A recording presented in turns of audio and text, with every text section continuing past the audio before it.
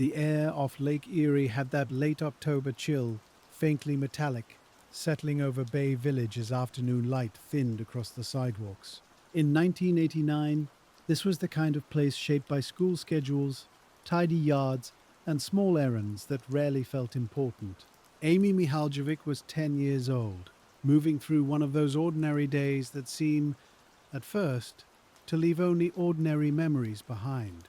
Somewhere inside that routine, a telephone rang, and a calm adult voice offered something simple and believable, a shopping trip connected to her mother's work.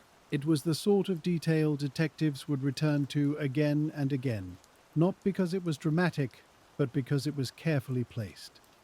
Later, they would learn that Amy may not have been the only child to hear a call like that. And so the case begins, not with noise, but with a quiet suburban afternoon, a short planned errand, and a gap in time that never fully closed.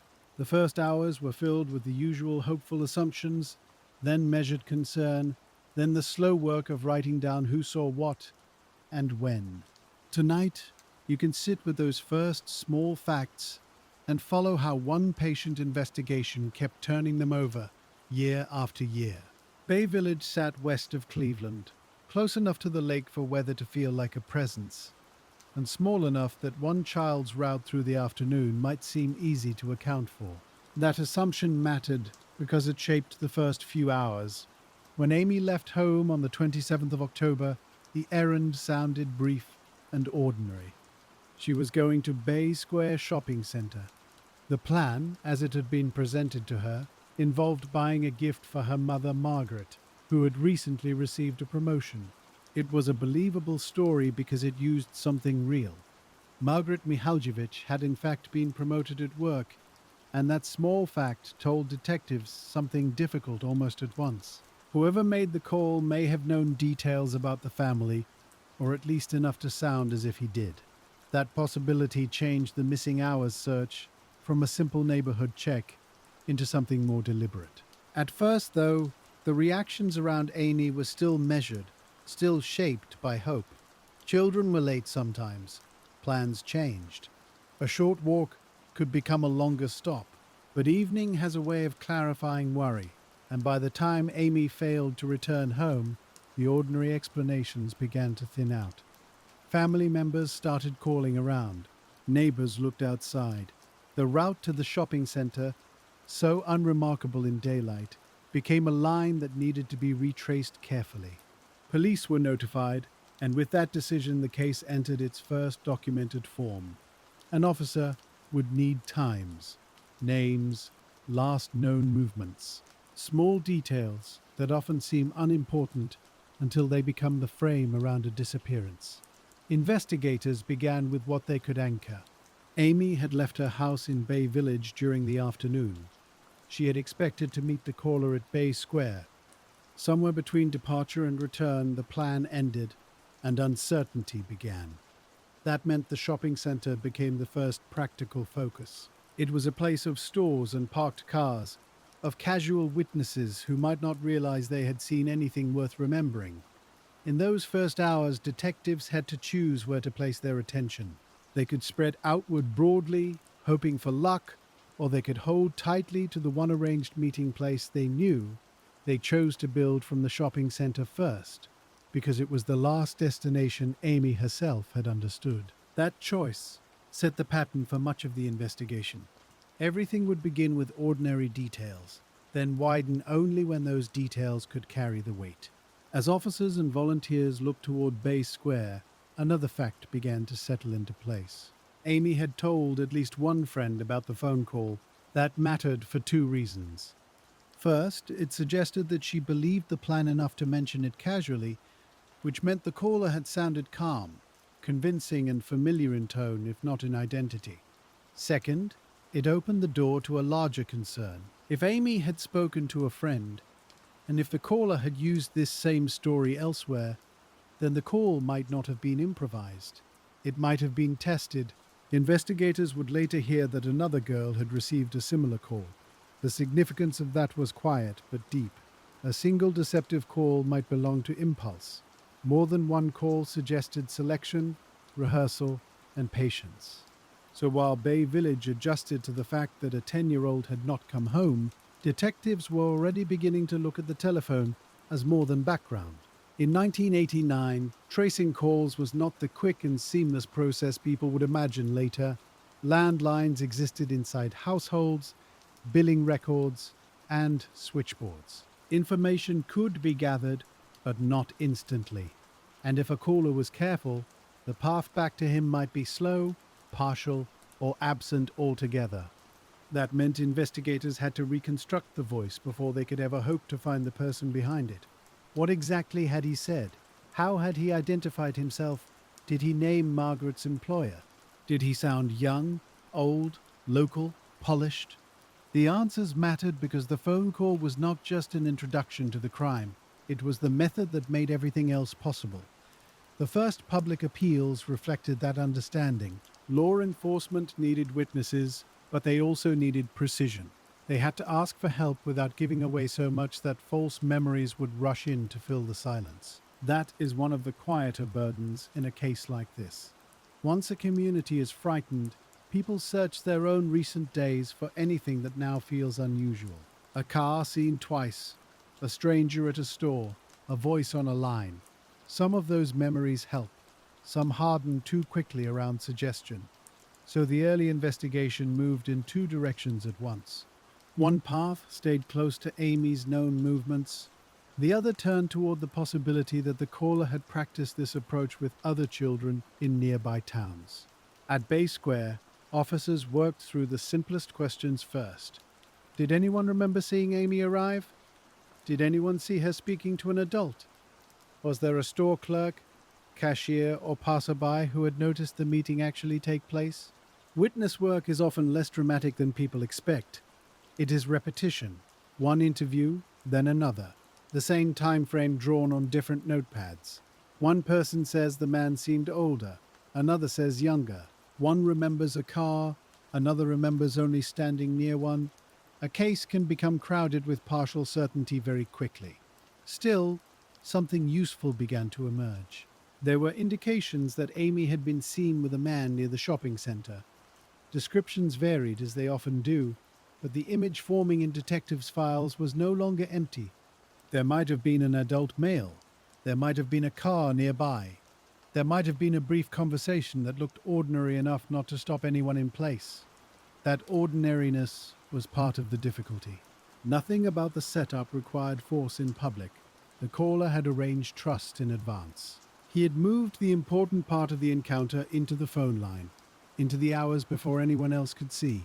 By the time Amy reached Bay Square, much of the persuasion had already been done. Because of that, investigators had to think not only like searchers, but like planners. If the caller used a believable story tied to a real workplace promotion, then he may have gathered information beforehand. That raised a hard question. How had he learned about Margaret's job change? From direct knowledge, from social conversation, from a place where children and adults overlapped casually, like a school event, a neighborhood setting, or a public-facing workplace. Each possibility widened the map. Soon, the file was no longer confined to one shopping center and one afternoon. It included phone access, family routine, local familiarity, and anyone who might have watched from the edges of ordinary life. The community response was immediate and sincere. Posters went up, search efforts expanded. People who had never spoken before stood together comparing times and routes and weather. That shared effort often becomes part of how a town remembers itself, not only by what happened, but by how carefully everyone tried to reverse it.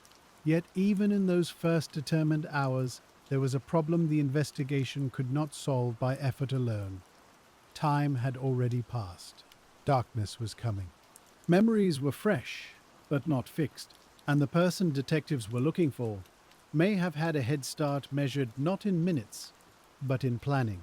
So the timeline had to be built with as much care as possible. Amy left her home in the afternoon and intended to walk to Bay Square. At some point after arriving, or near arriving, she was believed to have met the man who called. From there, the line of certainty ended. That gap became the center of the case. Everything before it could be studied. Everything after it had to be inferred.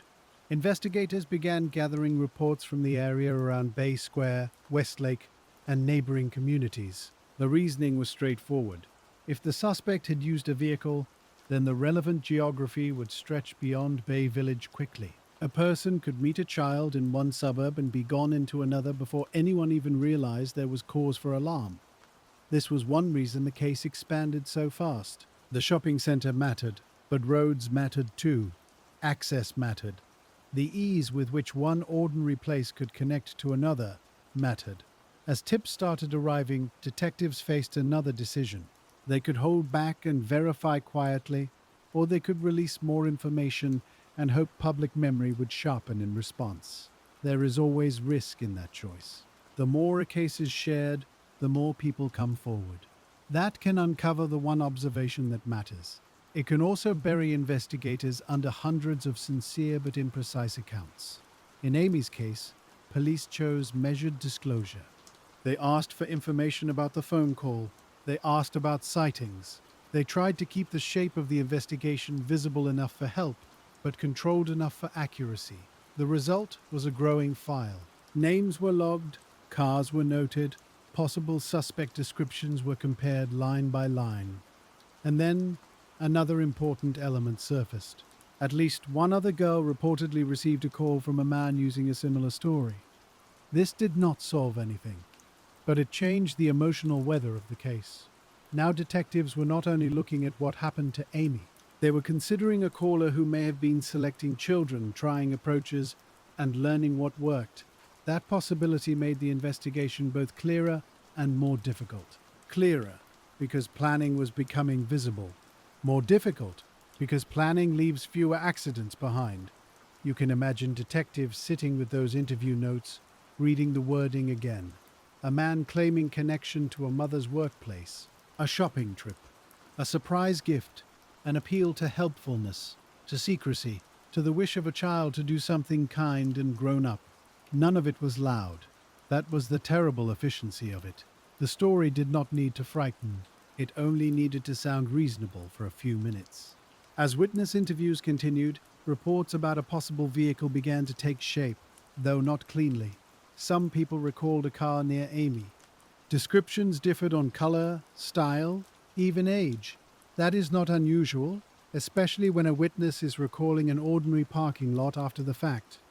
A brown vehicle becomes tan, a compact becomes midsize. One person's certainty is another person's hesitation. Still, detectives could not ignore the pattern. If multiple accounts placed Amy with a man and a vehicle, then transportation was likely central.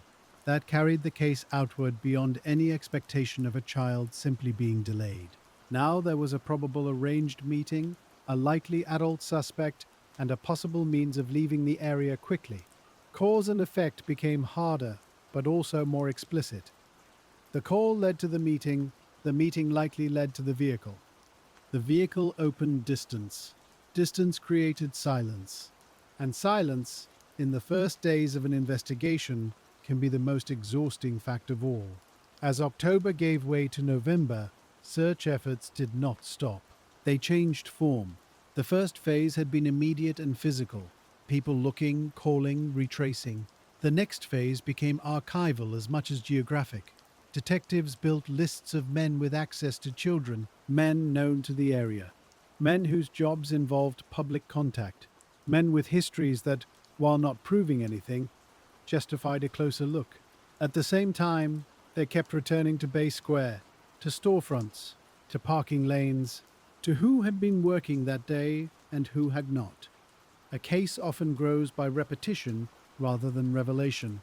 The same witness may be interviewed more than once, not because the first interview failed, but because memory can shift as context develops. A person who at first remembers only a child might later remember the shape of the man's coat. Someone who first mentions a car might later recall where it was parked relative to a specific store. Those small corrections matter. They also complicate things because each added detail has to be tested against all the others. In Amy's case, investigators began building the early timeline with unusual care. aware that the shortest window often holds the most important movements. When exactly had Amy left home? How long would the walk have taken at a child's pace? When did witnesses place her near the shopping center? What was the latest reliable time she was seen? These are plain questions on paper. But when answers vary by even 10 or 15 minutes, the shape of an afternoon can change. A suspect seen leaving at one time may fit. At another, he disappears from relevance. So the work became slow, files thickened, maps gathered marks. Leads multiplied faster than they could be resolved. And through all of it, one troubling fact remained steady. The person who called Amy had understood not just how to reach her, but how to sound safe. That is why detectives kept circling back to the phone. A voice can leave no fingerprint in the usual sense, yet still carry clues. Word choice, confidence, knowledge. Whether he asked for Amy directly, whether he expected an adult to answer first, whether he spoke as someone familiar with office culture, enough to invent a promotion gift naturally. These details may sound slight, but they helped frame the offender as someone deliberate rather than impulsive. And if he was deliberate, then he may also have thought ahead about where to meet, where to park, and how to leave without drawing attention. This was the shape of the case by then. A quiet suburb, a 10-year-old girl, a believable lie, a meeting at Bay Square, a man reported by witnesses but not yet identified, a vehicle seen but not clearly enough, and an investigation already widening from one family's grief into a regional problem of memory, movement, and time. By the time detectives fully understood how many leads they would need to follow, the file had already begun to outgrow the desks it sat on. What started as an urgent evening search was becoming something else. Not less urgent, just broader, more methodical. The first sketch of the suspect would come out of that crowded field of witness accounts, and with it, the investigation would take another careful step away from the known and into the difficult territory of recognition without certainty. A composite sketch is a strange kind of object. It asks memory to become a face, even when memory is uncertain about the nose, the hairline, the years in between. In Amy's case, that process began with witnesses who had only brief moments to offer. A man near a shopping area, a child beside him, a car not far away. Nothing in those observations was dramatic on its own.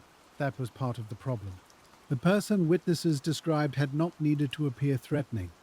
He only needed to seem ordinary enough to pass through the afternoon without interruption. When detectives compared the accounts, they were trying to do two things at once. They needed to identify common features, and they needed to avoid forcing agreement where none truly existed. That balance matters in every case, but especially in one built from short public sightings. If investigators lean too hard into the overlap, the sketch becomes overly neat. If they treat every variation as equal, the suspect remains too diffuse to recognize. So they moved carefully. The man was generally described as white. His age was placed across a range, often somewhere from the 20s into the 30s, though some estimates stretched wider. There were differences in build, differences in hair, differences in how polished or casual he seemed. That did not mean the witnesses were unreliable. It meant they were remembering real life. A person seen in passing is rarely preserved in the mind like a photograph. He is remembered by impression first, then by fragments. A jaw, a jacket, a posture beside a car door. And once the public knows a child is missing, those fragments begin to shift under the weight of importance. The possible vehicle created the same kind of difficulty. Witnesses did not all describe the same car in exactly the same way. Some accounts suggested a boxy older sedan. Others seemed to point toward a lighter truck or a vehicle with a different shape. Color descriptions moved too. Brown, tan, maroon, light-colored, darker than first thought. In a busy shopping area, with late afternoon light and ordinary distraction, those differences were not surprising. Still, detectives had to decide what those differences meant. Were witnesses seeing the same vehicle imperfectly? Were they seeing more than one car and attaching significance later? Or had Amy been observed at more than one point, near more than one location, creating overlap where there had only been sequence? That is the kind of question that can hold investigators for months, because each answer rearranges the map. If one car was involved, the search narrows toward a single moving point.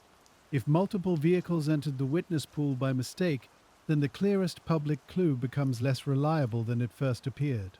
And if the suspect changed position, parked elsewhere, or blended into normal shopping traffic, then every sighting becomes both useful and incomplete. Police worked outward from Bay Square because they had to. But the shopping center was only one small portion of the geography. Roads connected Bay Village to Westlake, Rocky River, Cleveland, and beyond. A person familiar with suburban routes could move through that area without attracting any notice at all. That meant the suspect did not need to vanish in any dramatic sense. He only needed to drive away like everyone else. This was one reason the investigation expanded so quickly into neighboring communities. Detectives began checking not just who had been at Bay Square, but who had reason to pass through the broader area. Workers, salesmen, drivers, maintenance crews, people whose routines took them through shopping lots, school-adjacent neighborhoods, and public places where children might be observed without the observation seeming unusual. A case like this forces law enforcement to think in categories before they can think in names. What kind of person would know enough to make the call believable? What kind of person would feel comfortable arranging a meeting in daylight? What kind of person would trust a vehicle, a route, and a destination enough to keep moving after the initial contact? Those are not dramatic questions. They are patient ones. They turn the investigation into a study of habits. Not only the suspect's habits, but the habits of a region. Who moves where? Who is noticed? Who isn't? The release of a suspect sketch invited a new wave of attention. And with that attention came the usual flood of possibility. A man who looked similar at a gas station. A customer in a store. A former neighbor who suddenly seemed odd in retrospect. A relative's co-worker. A stranger who had once lingered too long near children. The public often wants a sketch to function like certainty, to be enough, to produce immediate recognition. But most sketches do something quieter than that. They widen the circle of memory. They prompt people to revisit the edges of old afternoons. Sometimes that helps. Sometimes it produces noise that has to be filtered very slowly. In Amy's case, investigators had little choice but to absorb the volume. Each tip had to be logged. Each name had to be weighed. And because this was already a case with strong public emotion, detectives also had to guard against the dangerous comfort of a good fit. A person who resembles a sketch is not necessarily the man. A person who owns a similar car is not necessarily the man. A person who once made someone uneasy is not necessarily the man. Still, those partial alignments mattered. They created avenues to test. And testing is what kept the investigation moving, even when certainty remained far away. As November settled in, detectives kept refining the timeline around Bay Square. Stores were revisited, employees were spoken to again. Witnesses were asked not only what they saw, but where exactly they stood, what drew their attention, and why the image stayed with them. Sometimes a witness remembers a person because of the person. More often, the memory attaches to context, the weather, a shopping bag, a child waiting near a particular entrance, a vehicle parked at an odd angle. These details help determine whether a witness truly saw the relevant moment or only a moment that later felt close to it. That distinction is one of the least visible parts of detective work, and yet it often determines whether a case sharpens or blurs. Amy's planned errand had a narrow frame. She left home expecting something specific. She was going to meet someone who had called. The meeting place had been chosen in advance. That gave the investigation one solid structure, but it also meant that anything outside that structure had to be inferred carefully. Did the caller tell her exactly where to stand? Did he instruct her to wait by a certain store? Did he ask her to keep the surprise quiet? Did he reassure her that he would be easy to recognize? Each of these possibilities changes how detectives imagine the encounter. If he gave precise instructions, he had thought deeply about logistics. If he stayed vague, He may have intended to approach more flexibly once she arrived. If he emphasized secrecy, he understood how to use a child's sense of helpfulness. And if he used calm, professional language tied to her mother's promotion, then he was likely comfortable speaking in a way children accept from adults.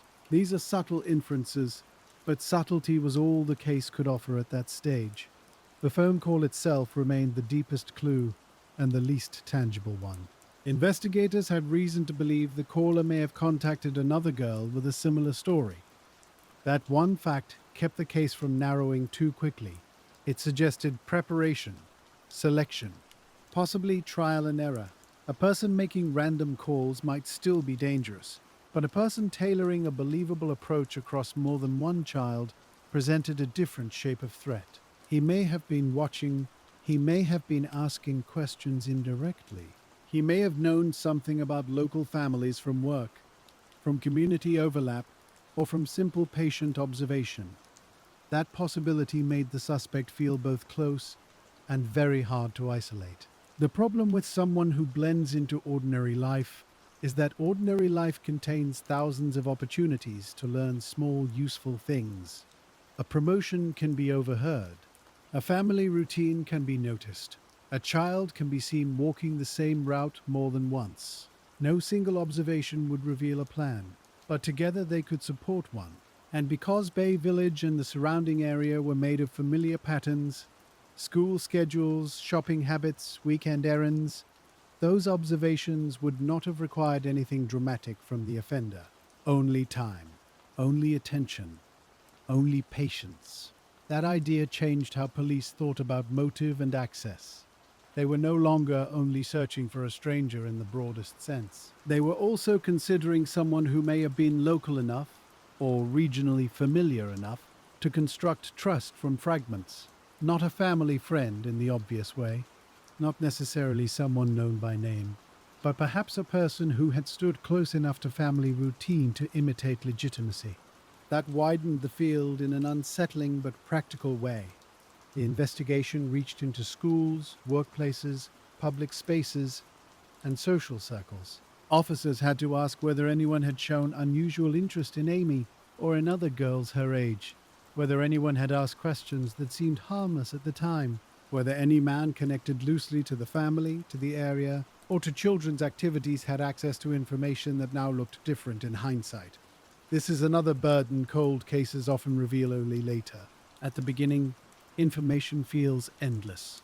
There are too many names, too many possibilities, too many routines that might conceal meaning. Only with time do investigators learn which details can be set aside and which must be carried forward. In the first phase of Amy's case, almost everything had to be carried. The file grew with interview notes, witness statements, maps, comparisons, and phone-related leads that did not all fit together, and still there was no return, no reassuring correction, no mundane explanation waiting at the end of the day. That absence changed the tone of the work. Searchers became investigators in the fullest sense. Hope remained, but it had to coexist with structure. What roads had been available? What fields, lots, vacant spaces, and private properties could be reached within certain time windows? How far a driver might travel before darkness? How long a child might remain visible in a public setting before being led away without attracting alarm?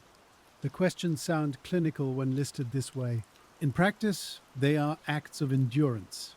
Each one asks detectives to imagine what happened in order to find out who made it happen. And imagination, in an investigation, must always be restrained. It cannot race ahead. It must be tethered to evidence, however limited that evidence may be. Public attention did not fade. If anything, it intensified. Bay Village was not a place accustomed to holding this kind of fear. The ordinary trust built into suburban movement had been shaken. Children walked to shops. Families sent them on errands. Voices on the phone belonged most of the time to people they knew. Now every one of those assumptions had to be revisited. Parents became more cautious, neighbors more alert, teachers more attentive to what children repeated about calls, rides, invitations, and errands. That community shift was important in practical terms. It generated more tips. More children were asked whether anyone had contacted them. More parents searched their own recent memory for conversations that had seemed harmless. And somewhere in that expanded attention was the hope that another small pattern might emerge. A repeated car near a school, a man seen speaking to girls in more than one place, a person whose work gave him excuses to ask questions. These kinds of patterns rarely arrive at once. They emerge from accumulation. One remark in one interview, another months later. A third after publicity reaches a different suburb. Police in Amy's case had to create systems for handling that accumulation. Names were indexed, vehicles noted, connections tracked. The challenge was not only to gather information, but to preserve the relationships between pieces before those pieces scattered across too many desks and too many years. This is where an investigation starts to become archival. Not cold yet, not by any means, but no longer driven only by the pace of the first week. Now it requires organization equal to urgency, because if the answer does not appear quickly, the only way to keep possibility alive is to preserve the record of what has already been learned. That record would matter more than anyone knew at the time. For now, though, detectives were still working in the active present. They compared witness descriptions to men already on law enforcement radar, registered offenders, men with histories involving children, men known for inappropriate contact, men who fit pieces of the physical description and had access to the relevant area. This process can sound straightforward from a distance. In reality, it produces many disappointments. A man fits the age and general appearance, but his vehicle is wrong. Another has the right kind of car, but can be placed somewhere else. A third behaved suspiciously in another context, but has no known connection to Bay Village. Each of these near matches takes time. Each requires interviews, checks, records, and sometimes quiet surveillance. And each one, when it falls away, leaves the investigation both narrower and more tired. There is also the problem of hindsight. Once a case is public, people begin to reinterpret men they already know. The quiet one, the awkward one, the neighbor who stared too long. Some of those instincts prove meaningful. Many do not. Detectives have to hear all of them respectfully, without allowing rumor to become evidence. This is harder than it sounds. A community under strain wants a shape to place blame into. Law enforcement wants that shape too, if they are honest about it. But wanting a suspect and proving a suspect are entirely different forms of work. Amy's case resisted that jump from recognition to proof almost from the beginning. The more the public looked at sketches and vehicle descriptions, the more the suspect became imaginable. And an imaginable suspect can be dangerous to an investigation. People fill gaps. They smooth contradictions. They decide a person must be the one, because enough pieces seem to line up emotionally. The file, however, is less forgiving. It asks for times that fit, movements that fit, statements that hold under repetition, evidence that survives contact with other evidence. This is why the case did not simply harden around the first plausible man. The investigation was more disciplined than that. Police widened their search into a regional effort, pulling in information from other jurisdictions and comparing notes across city lines. The logic was simple. If the suspect used a car and planned his route, then he may have lived, worked, or spent time somewhere other than Bay Village. He could have known the west side suburbs from business. He could have traveled through them routinely. He could have used a familiar path toward a place where public attention thinned. That meant the search for him could not remain purely local. Bay Village was the point of contact. It might not be the center of his life. Investigators also had to weigh whether the suspect's confidence suggested previous offending.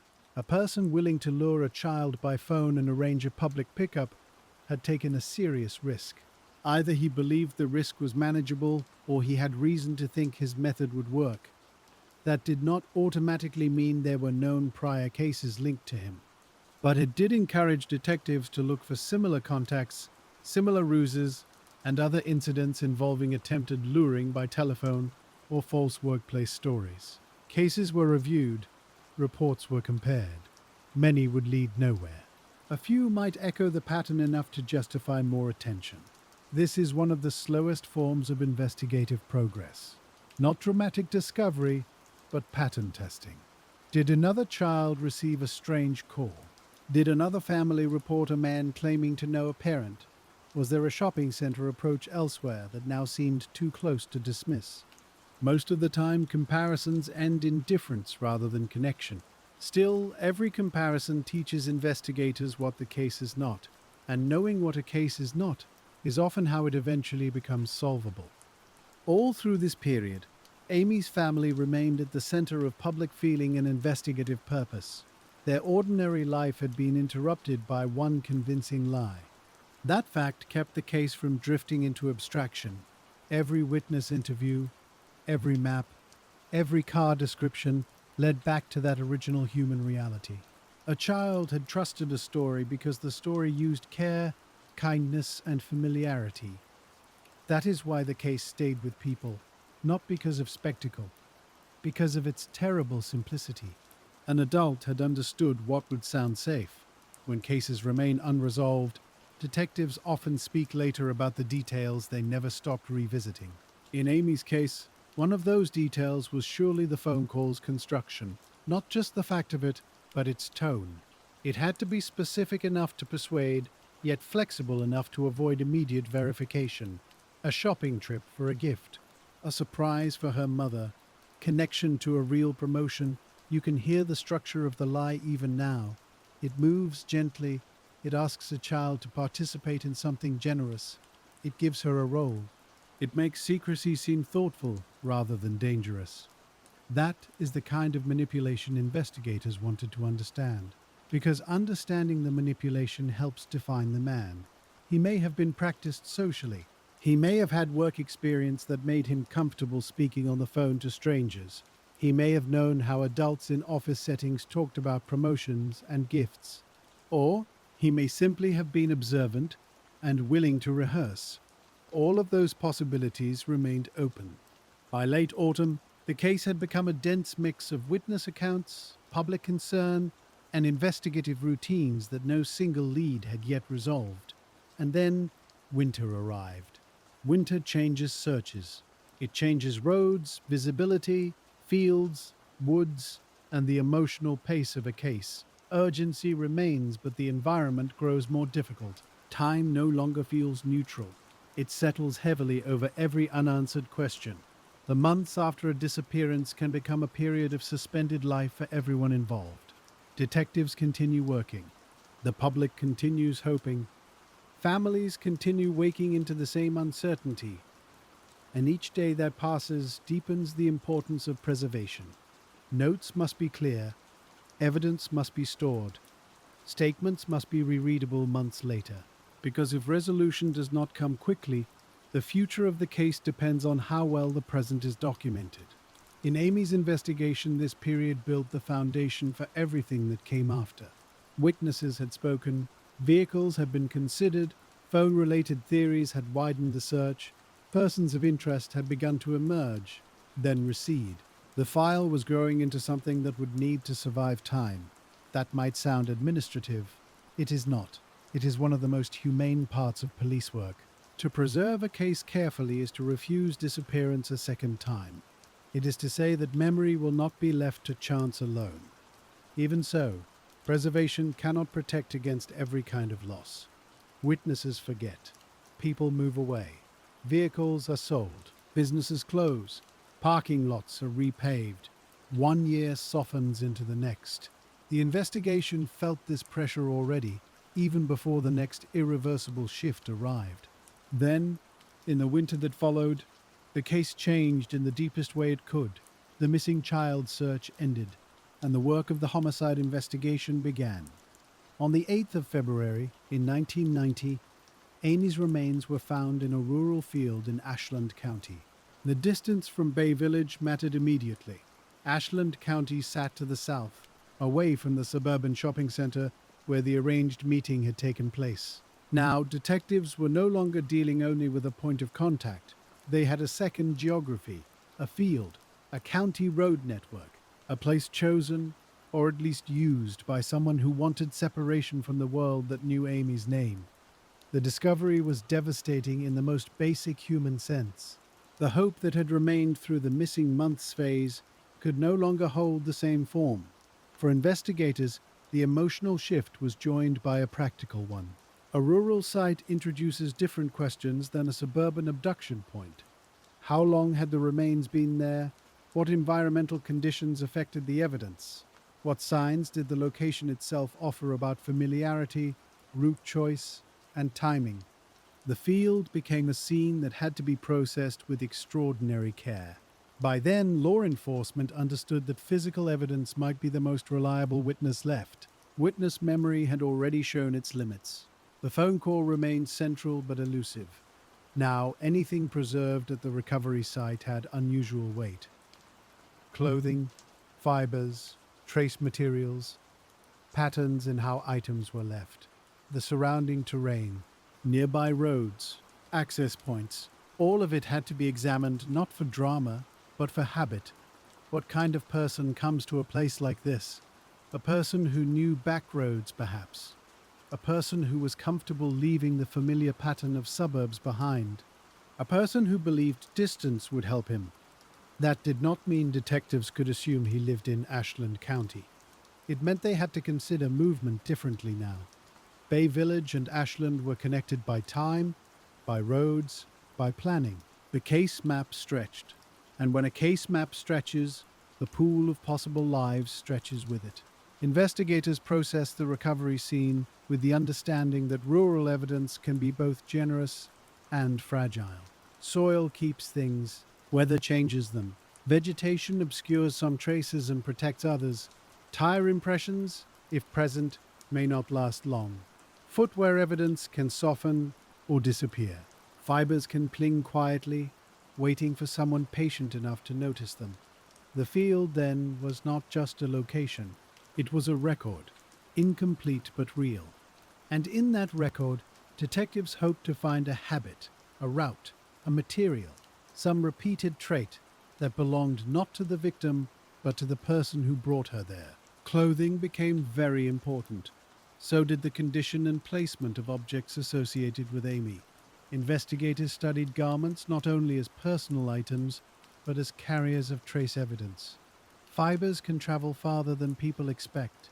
Pet hair, upholstery strands, carpet fragments, industrial lint, pollen, plant material, all of these can settle into fabric and remain there long after more obvious clues fade. In 1990, forensic science could examine such things carefully, but not always decisively. A lab could identify types. It could compare. It could say this fiber is consistent with that source.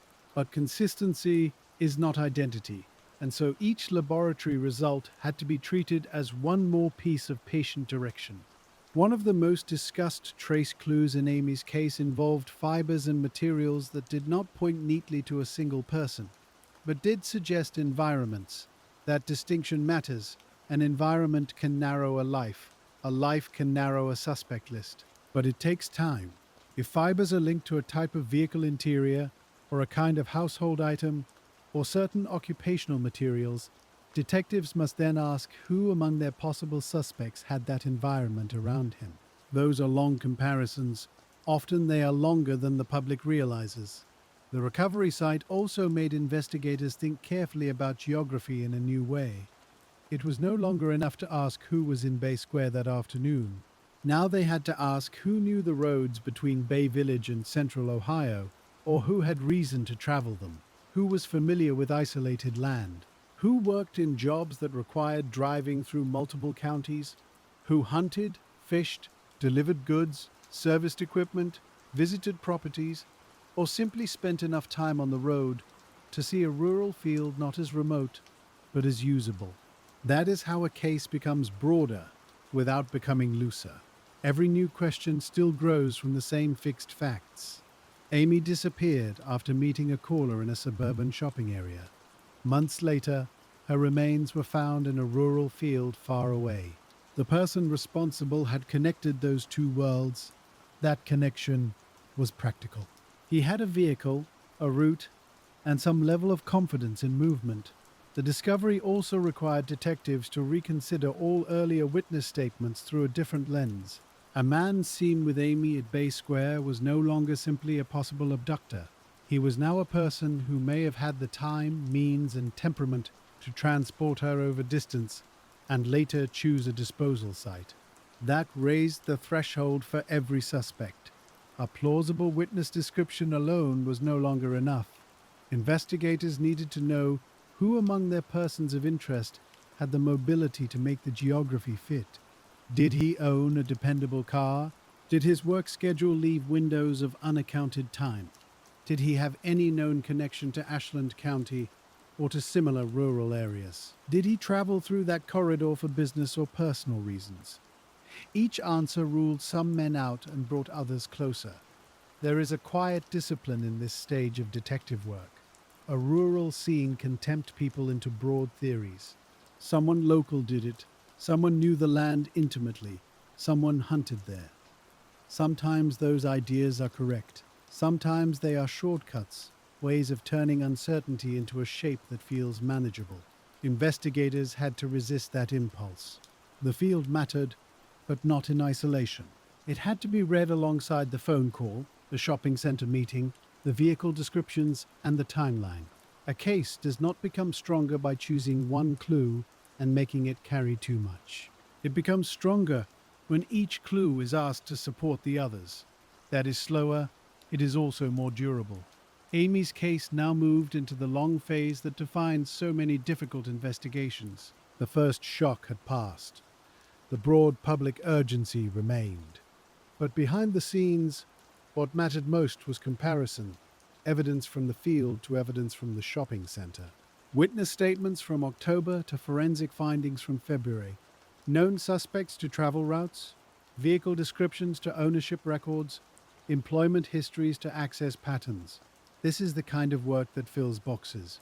One folder for a name, another for lab reports, another for maps, another for re-interviews.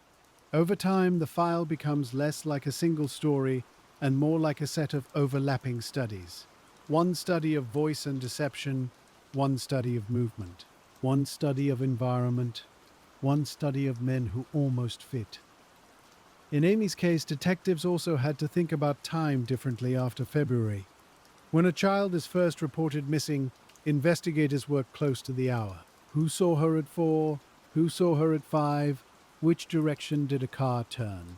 Once the recovery site is found months later, the scale changes. Now the questions include, what happened after those first minutes? How long might the offender have kept any relevant items? When might he have driven south? Was the disposal site used soon after the abduction or later? Did weather patterns, road conditions, and seasonal access alter what was possible? These are not easy questions, because the farther time extends, the more opportunities there are for uncertainty to enter. Still, each question offered a practical benefit. A disposal route chosen in late October suggests one kind of road and one kind of decision. A site used much later suggests another. If detectives could estimate when Amy was taken to Ashland County, they might better understand the offender's comfort level, planning, and schedule. Laboratories worked on trace evidence that might help answer some of these questions. Hair comparisons, fiber examinations, soil analysis, and other forensic methods available at the time were all brought into the process. People sometimes imagine forensics as a neat line from evidence to person. In the older cases, it was more often a series of measured eliminations and partial associations. A hair may be consistent with one source and inconsistent with another. A fiber may match a type found in a suspect's car, but also be present in many similar cars. So each result had to be placed carefully. It could strengthen a lead. It could weaken one. It could rarely stand alone. That is one reason Amy's case remained active and unresolved at the same time. There were clues, real ones, but many of them pointed toward categories before they pointed toward names. At the recovery site, investigators also looked closely at whether the location itself suggested familiarity beyond simple access. Was it visible from the road? Could a driver enter and leave quickly? Would someone passing by be likely to notice activity there? Was it a place a traveler might stumble upon once or return to with confidence? These distinctions matter. A site chosen because it is secluded suggests one type of offender knowledge. A site chosen because it lies along a regular route suggests another. The answer could affect how detectives screen suspects. A local man in Ashland County might know the field deeply. A traveling worker might know it only as one among many quiet roadside places. A hunter or outdoorsman might favor certain kinds of terrain. A delivery driver might favor ease of access and turnaround. Each possibility carried different implications, and each implication shaped interviews. Men of interest were not asked only where they lived. They were asked where they drove, what roads they took, what counties they entered for work, whether they had family, hobbies, or obligations in rural areas south of Cleveland. A person can seem unconnected to a case until his movements are drawn on a map. Then suddenly a job route becomes relevant. An old address matters. A relative's farm matters. A pattern of weekend travel matters. Maps are quiet tools. They rarely look dramatic. But detectives return to them because geography can reveal what memory does not. The disposal site also deepened the importance of vehicle evidence. If the suspect transported Amy from Bay Village to Ashland County, then the car was no longer just a means of leaving Bay Square. It was part of the crime's larger architecture. Investigators had to think about what kind of vehicle would make such travel comfortable for the offender. Did he drive an older sedan with enough trunk space and reliability for long distance? A truck, a work vehicle, something common enough to blend in. Witnesses at the shopping center had offered descriptions, but none clear enough to settle the matter.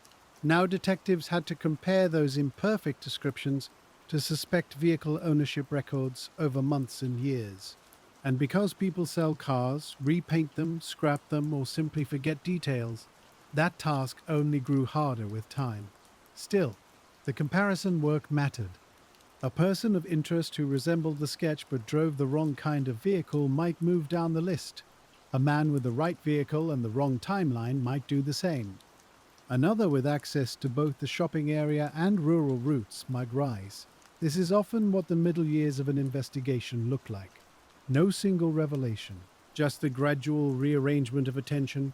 One man closer, another farther, a theory strengthened, another retired. After the February discovery, law enforcement agencies had to coordinate more intensely than before. The case now crossed jurisdictions in a more explicit way. Bay Village Police remained central, but county authorities and state-level resources also had roles. Coordination is essential in a case like this, but it can be difficult. Different officers keep records differently, different investigators inherit portions of the work, and over time, institutional memory can become as important as evidence itself. Who remembers why a certain suspect was cleared? Who recalls that a witness changed one detail in a second interview? Who knows where a key lab report was filed and what it really said? That is why good documentation becomes almost sacred in long investigations. Without it, a case does not simply slow down, it risks becoming fragmented. Amy's file avoided that fate in part because the case remained so visible and so emotionally important. It was not allowed to drift into neglect. Detectives continued to pursue men whose backgrounds, statements, or circumstances seemed to align with portions of the known facts. Some were examined because they lived or worked near Bay Square. Others because they had histories that justified attention. Others because tips from the public repeated their names often enough that investigators had to test them thoroughly. This is where the case begins to show very clearly why it became cold despite enormous effort. Many men could fit part of the story, far fewer fit all of it, and the law does not work in parts. Suspicion can gather around fragments. Charges require something firmer. During this period, people close to the case also had to live with a tension between public visibility and investigative restraint. The community wanted updates. The family wanted progress. Reporters sought movement. But detectives could not reveal everything they knew or thought they knew. Some information had to remain protected to preserve the integrity of witness statements and future confessions. That silence can be misread as inactivity. Often, it is the opposite. The more carefully a case is being worked, the more carefully information is held. In Amy's case, this meant there were seasons when the public saw little outward change while investigators continued comparing evidence behind the scenes. They re-examined the phone call. They revisited the witness descriptions. They looked at men whose names kept returning. They kept asking whether the man was local, regional, or simply familiar enough to seem local. And slowly, as the 1990s unfolded, certain persons of interest began to attract more sustained attention than others. This part of the story is delicate, because public discussion often hardens around one name long before proof does. Amy's case developed that pattern too. There were men who seemed, to outside observers, uncannily close to the known facts. A possible resemblance, a vehicle similarity, a job that involved travel, a troubling statement, a connection to the area, or to the age group, or to the geography south of Cleveland. Sometimes those details emerged all at once. More often they accumulated across years. One especially discussed suspect drew attention because multiple strands appeared to line up in a troubling way. His background, reported behavior, and later investigative interest created the sense of a near match that the case had been struggling toward. But a near match is one of the most difficult things an investigation can hold. It creates momentum and disappointment at the same time. A near match can focus the file. It can also distort it if detectives or the public begin to smooth over what does not fit. So investigators had to be disciplined, again, not to dismiss the suspect, not to overcommit to him, to test him. That meant re-interviewing people who knew him, reviewing his timelines, looking at his work history, studying whether his travel patterns intersected with Bay Village, Westlake, and Ashland County in a practical way, asking whether he had access to vehicles that matched witness accounts, asking whether he knew enough about local families to construct the phone ruse, asking whether physical evidence could put him closer to the crime than rumor could. Each question took time, sometimes a great deal of it. The public often sees old cases as frozen, but inside the file there can be years of motion. Search warrants are prepared, properties are examined, items are collected and sent to laboratories. Friends and former partners are interviewed. Employment records are requested. Travel records, where available, are checked. Each of these steps can take months. And in older cases, every month matters because witnesses age, relocate, and forget. Objects are discarded. Buildings are renovated. Businesses disappear. A car that might once have been examined closely may no longer exist. That is one reason the early preservation work mattered so much. If evidence was not collected when available, it might never be available again. Amy's case entered the stage where the file itself became a witness to patience. Boxes of reports, photographs, maps, evidence logs, tip sheets, follow-up notes written in different hands by different investigators across different years. You can imagine the feel of it. A detective opening the same drawer again, reading a witness statement from 1989 beside a lab memo from the late 1990s, not because the answer had been found, but because one old detail had begun to look new under a different theory. That is how cold case thinking develops long before a file is formally called cold. It begins when investigators stop expecting the case to solve itself through momentum and start preserving it for return. One recurring obstacle was memory. Witnesses who had seen Amy with a man at Bay Square had done so briefly, in passing, inside an ordinary setting. That kind of memory is fragile from the start. As years passed, it became even more difficult to rely on any single eyewitness as a decisive anchor. Detectives knew this. They re-interviewed people not because they assumed memory would improve, but because context can make old observations more interpretable. A witness may never become more certain about a face, but she may become more precise about where she was standing, which entrance she used, what the weather felt like, or which store window she passed. Those fixed environmental details can help reconstruct timing more accurately even when the face remains blurred. That is patient detective work. Not asking memory to become impossible, only asking it to become a little more usable. The same was true of the phone call theory. Investigators kept returning to it because it remained the cleanest sign of planning. Someone had not just approached Amy in public, someone had prepared her to come. That meant detectives needed to keep asking who could have known enough and who could have spoken in a way that felt credible to a child. This is where persons of interest began to be evaluated not only by appearance or geography, but by social style. Was the man articulate? Did he sound comfortable around children? Did he use office-related language naturally? Did he have a work life that exposed him to family details and schedules? Could he have heard about Margaret's promotion casually? Did he know the area well enough to choose Bay Square as a meeting place that felt neutral and ordinary? A suspect did not need to be close to the family in any formal sense, but he did need access to information, even small information. And access can come from many quiet places: a workplace lobby, a customer interaction, a school event, a neighborhood conversation overheard by someone no one later remembered. This is why the case was so hard to close around one theory.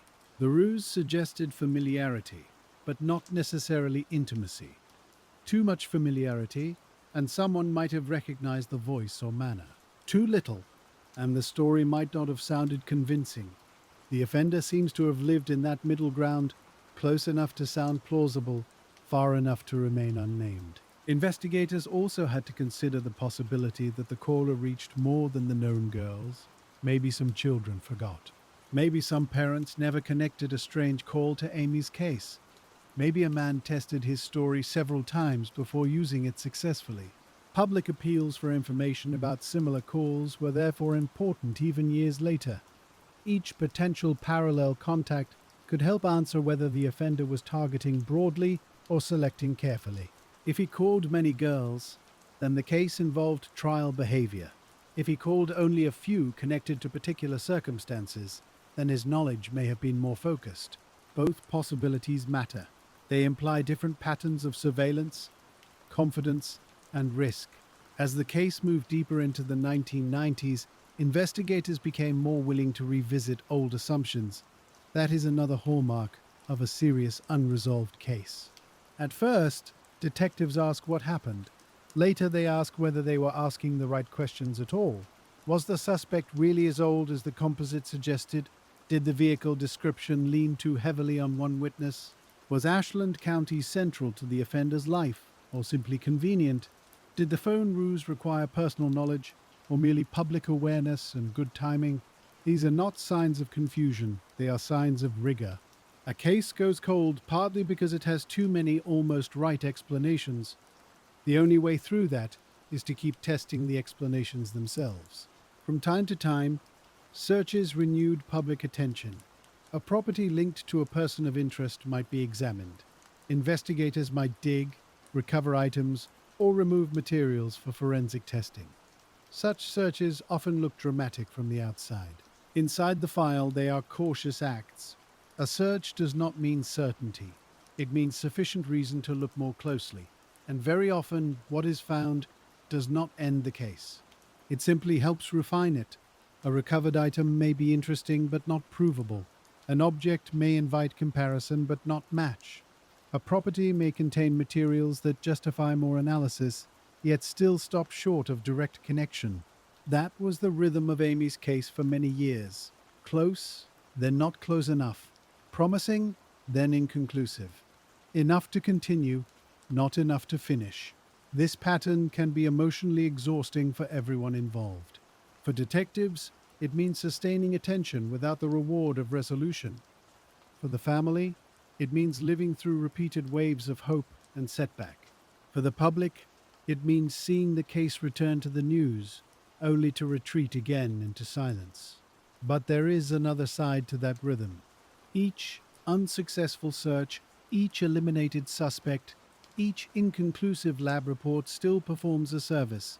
It narrows the field, it preserves clarity, it stops the investigation from hardening around error. That is why so many long cases are not stories of failure, Exactly. They are stories of incomplete progress. Amy's investigation also benefited from the fact that evidence had been preserved with future science in mind, even before anyone knew what future science would become. By the late 1990s and into the years that followed, that choice began to matter more and more. A fiber that once seemed only mildly useful could be re examined with better comparison standards. A biological sample that earlier testing could not fully resolve might still hold a partial profile. An item stored carefully in an evidence room could become newly important simply because laboratory methods had changed around it. That is one of the quietest forms of hope in a cold case. Nothing in the box changes, but the tools do. And so investigators return to the evidence with a different kind of patience.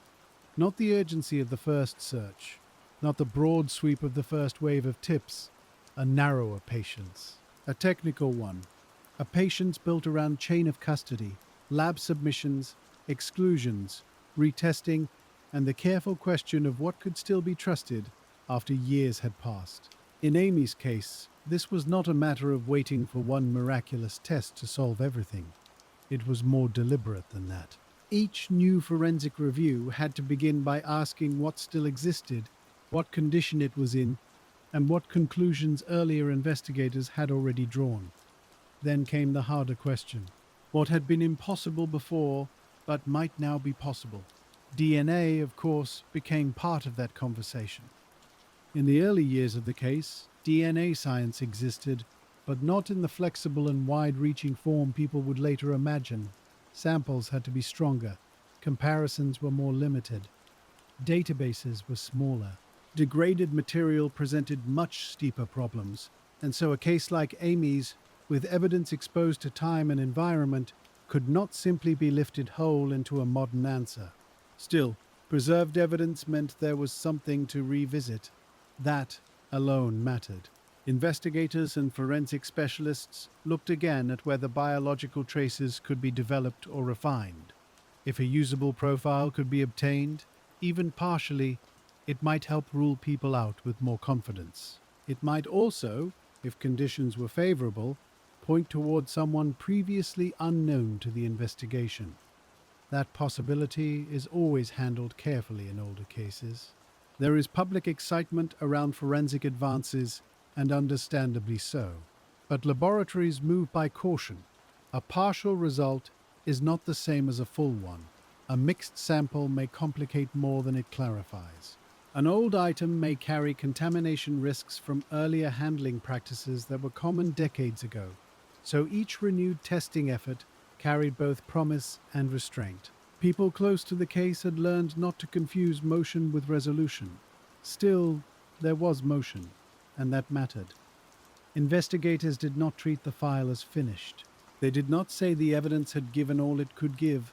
Instead, they kept asking whether earlier trace findings could be reinterpreted in light of newer science. That included fibers, it included hairs, it included any preserved material that might hold microscopic or biological value. Some findings remained frustratingly broad. A material might still be consistent with many possible environments rather than one exact source. That can sound disappointing. But even broad consistency has value if it helps cut away bad theories. If evidence points toward a certain class of vehicle interior, a type of household textile, or an occupational setting, then suspects without any connection to those environments begin to fade. Not disappear entirely, but fade. And in a case built on near matches, fading matters. The file also benefited from persistence outside the laboratory. Investigators reread interviews from the original years. They compared old witness statements against later tips. They looked for repeated names, repeated locations, repeated details that had once seemed too small to carry much weight. Cold case work often depends on that kind of rereading. A sentence that felt vague in 1990 can feel more precise in 2005 if a later suspect's routine suddenly fits it. A phone detail dismissed early may gain importance once another witness mentions a similar phrase. A travel route that looked too broad may become interesting once a property search ties someone to a corridor of movement. This is the patient side of re-examination. Not only better science, better context. There were also periods when public attention returned to one especially discussed suspect. That happened because certain men continued to sit in the file with an uncomfortable density of overlap. They were not random names. They were men whose background, access, statements, or habits appeared to line up with portions of what detectives knew. One of the most publicly examined examples involved a man who had once worked in the broader regional area, whose life contained pieces that observers found troubling, and whose name kept surfacing in connection with the old facts. Investigators searched property associated with him. Items were collected, comparisons were made, and for a while, outside the investigation, it seemed as if the case might be narrowing around one person at last. But again, the distinction between suspicion and proof held. Property searches can be meaningful without becoming final. A search may uncover items worth testing. It may show that detectives consider a person important. It does not automatically mean the evidence will cross the threshold into certainty. In Amy's case, this pattern repeated. Public expectation would rise. Evidence would be tested. Then the result, more often than not, would be incomplete. Not empty, not irrelevant, just incomplete. That incompleteness is one reason the case remained active in the minds of investigators for so long. It never collapsed into nothing. It stayed just solid enough to demand more work. The possible suspect pool also had to be managed across time, which is a more complex task than it sounds. A person of interest from the early 1990s may need to be re-evaluated in the 2000s for entirely new reasons. Maybe a fresh witness statement casts him differently. Maybe forensic testing excludes him. Maybe a property search uncovers something that was not available before. Maybe his work history reveals travel routes that once went unnoticed. In long investigations, suspects do not always move in one direction. Some become less important, then more important again. Some look central until a laboratory exclusion quietly removes them. Some remain in the file simply because they cannot be fully cleared, even if the case against them never grows strong enough to move forward. That kind of uncertainty can be difficult for the public to tolerate. People prefer cleaner narratives. One suspect, one mistake, one mischance. Amy's case did not offer that comfort. It offered a more complicated truth. Many things were done. Many people were examined. And the remaining uncertainty came not from indifference, but from the fact that every promising line seemed to stop one step short of a courtroom standard. As forensic methods improved, investigators had to think carefully about what kind of result would actually help. A DNA profile, if strong enough, could transform the case. But if only a partial or mixed result were recovered, it might be useful mainly as a filtering tool.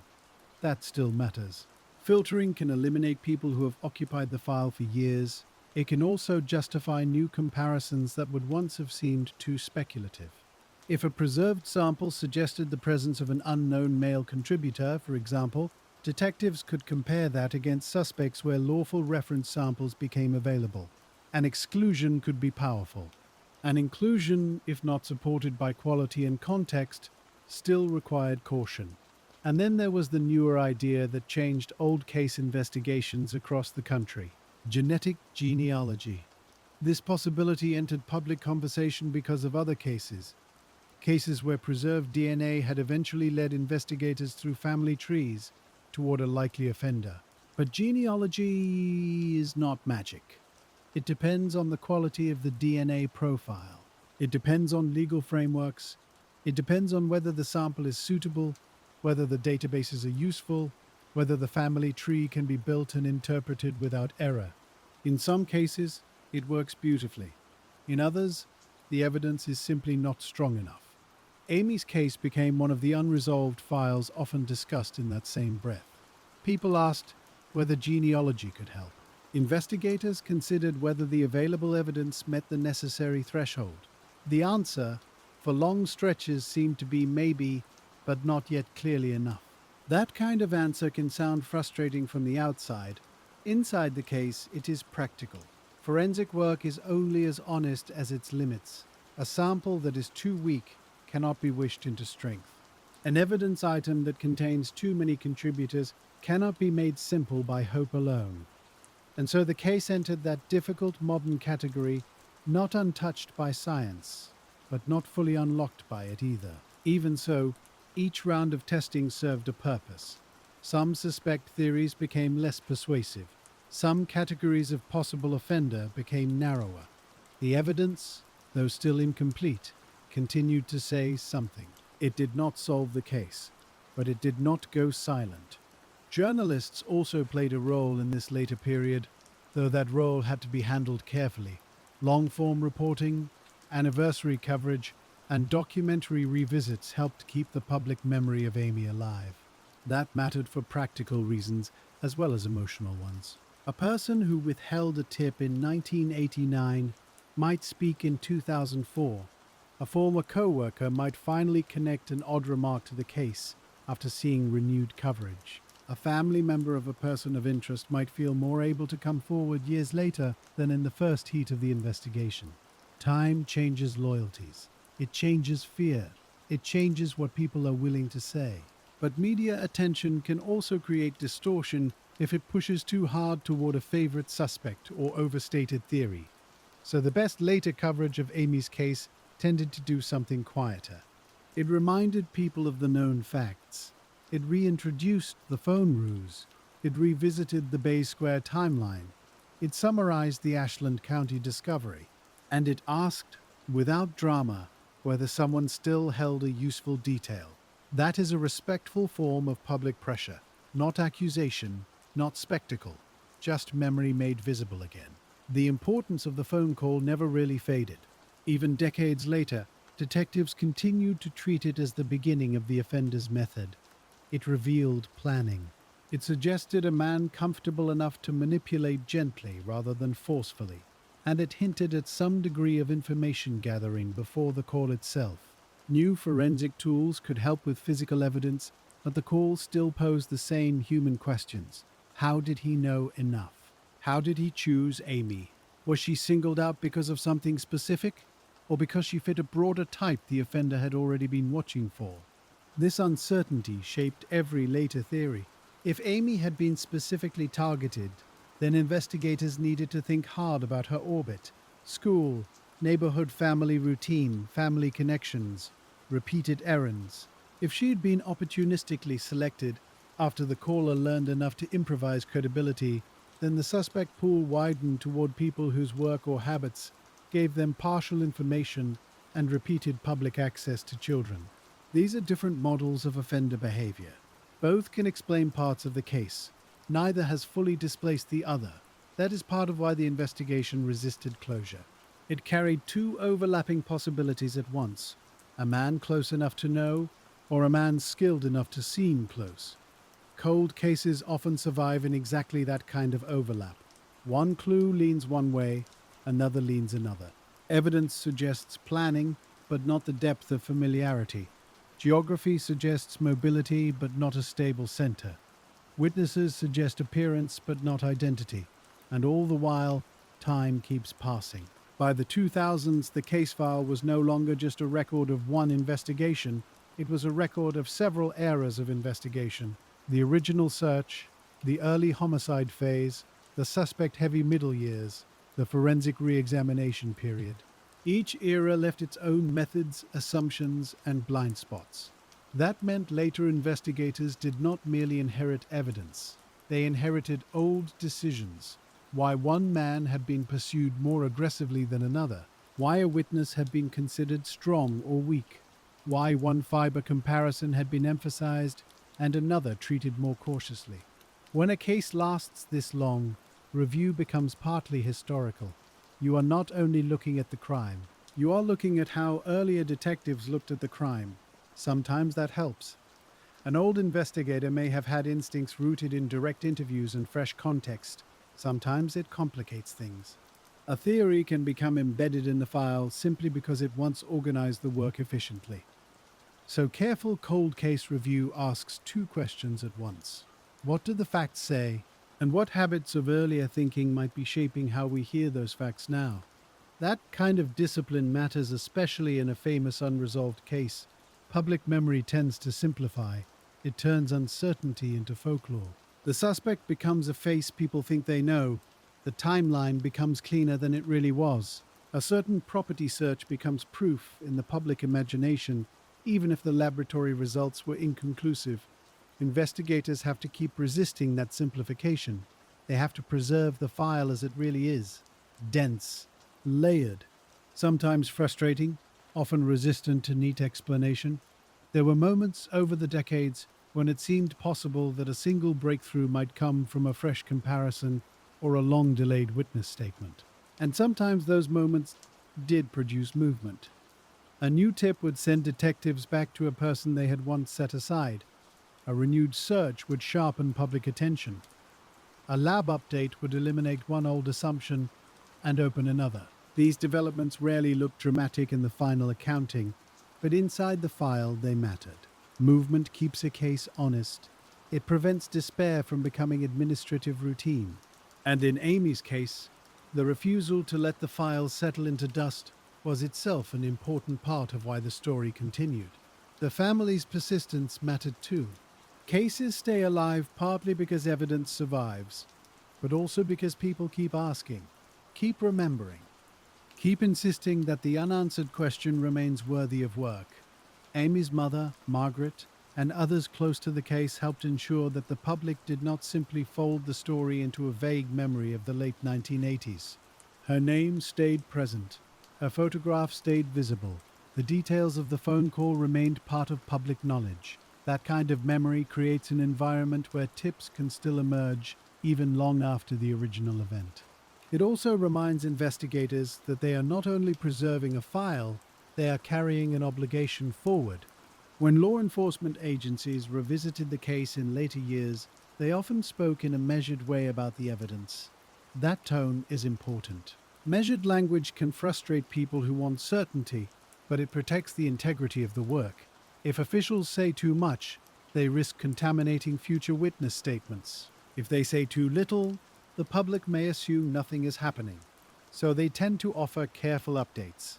Evidence is being retested, certain persons remain of interest, new technology is being considered. The case is active. That was the pattern here as well. Not silence exactly, but guarded motion. One reason Amy's case remains so compelling to investigators is that it sits right at the border between old and modern detective work. The original crime belongs to a period when landline calls, local witness canvasses, and conventional forensic comparisons dominated. The later investigation belongs to an era of advanced DNA analysis, digital record review, and wider interagency comparison. So the file became a bridge between investigative generations. Older detectives understood the living context of 1989. Younger ones brought newer scientific possibilities. The best work came when those strengths were combined. A lab can test a sample, but only a careful reading of the old interviews can tell you which comparison matters most. A map can show a route, but only someone steeped in the witness record can tell you why that route fits one suspect better than another. That blending of old knowledge and new method is one of the quiet themes of the case. It also explains why the file could remain active without becoming solved. A case can be well tended and still unresolved. Those are not contradictions. They are often companions. As years became decades, the public began asking a larger question. Not only who did this, but why has it remained unsolved for so long? That question does not accuse one investigator or one missed opportunity. At least not if it is asked fairly.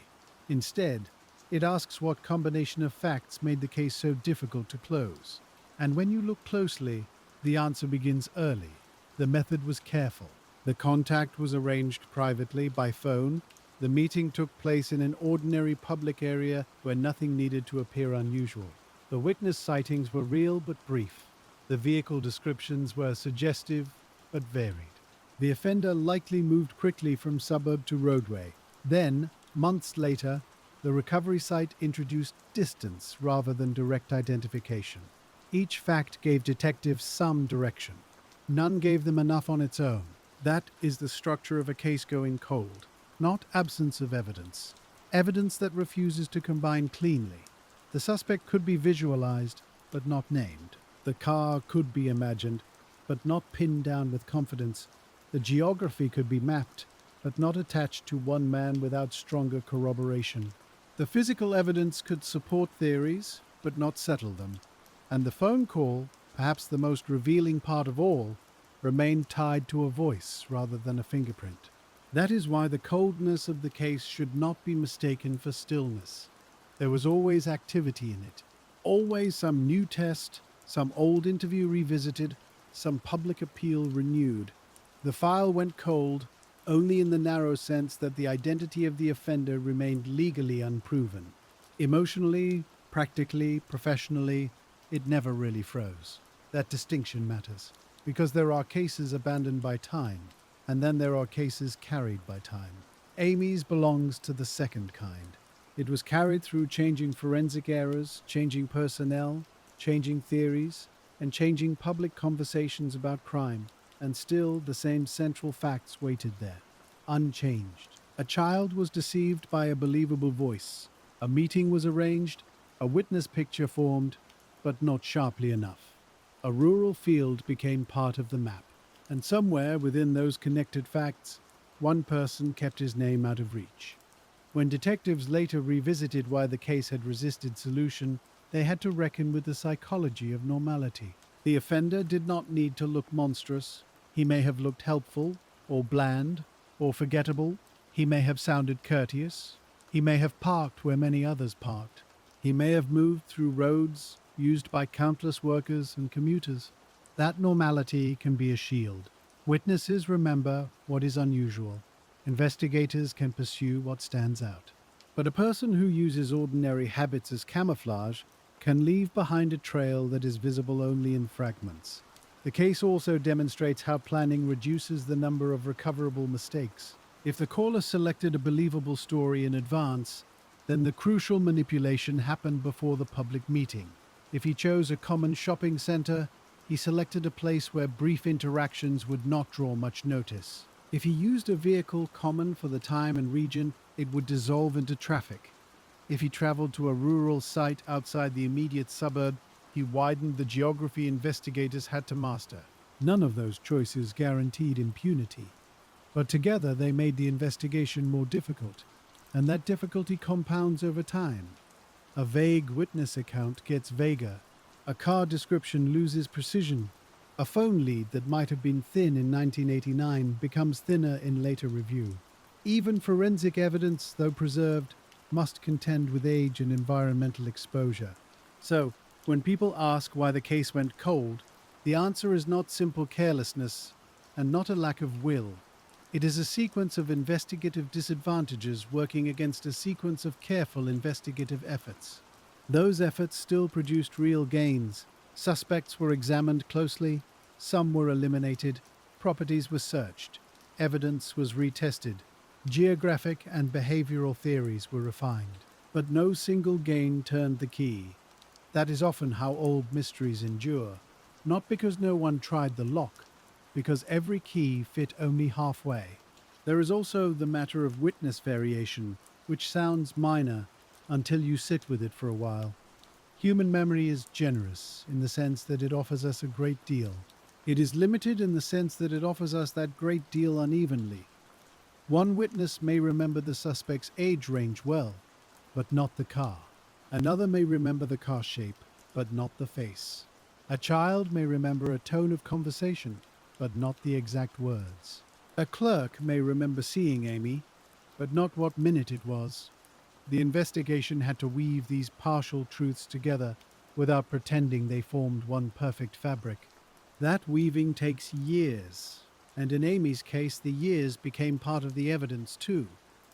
Each new detective inherited not only the facts, but the spaces between them, a gap in a timeline, a witness who was sincere but uncertain, a trace clue that pointed toward a room, a vehicle, a habit, more readily than it pointed toward a person. That is often what a cold case really is.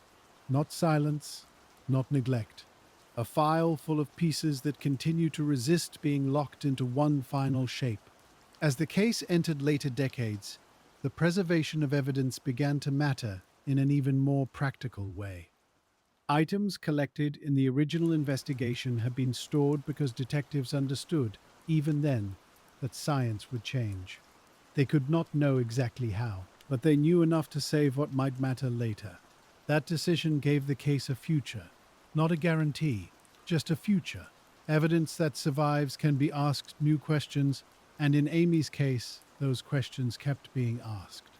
Biological material, however limited, drew renewed attention. Trace evidence was reviewed again. Old comparisons were revisited with newer standards, newer instruments, and a more cautious understanding of what could and could not be said. This was not the kind of progress that arrives all at once. It was slower than that. A sample might be retested and yield only a partial result. A partial result might still be enough to exclude a man who had occupied the file for years. Another item might prove too degraded to help directly, yet still confirm that earlier handling had preserved something real.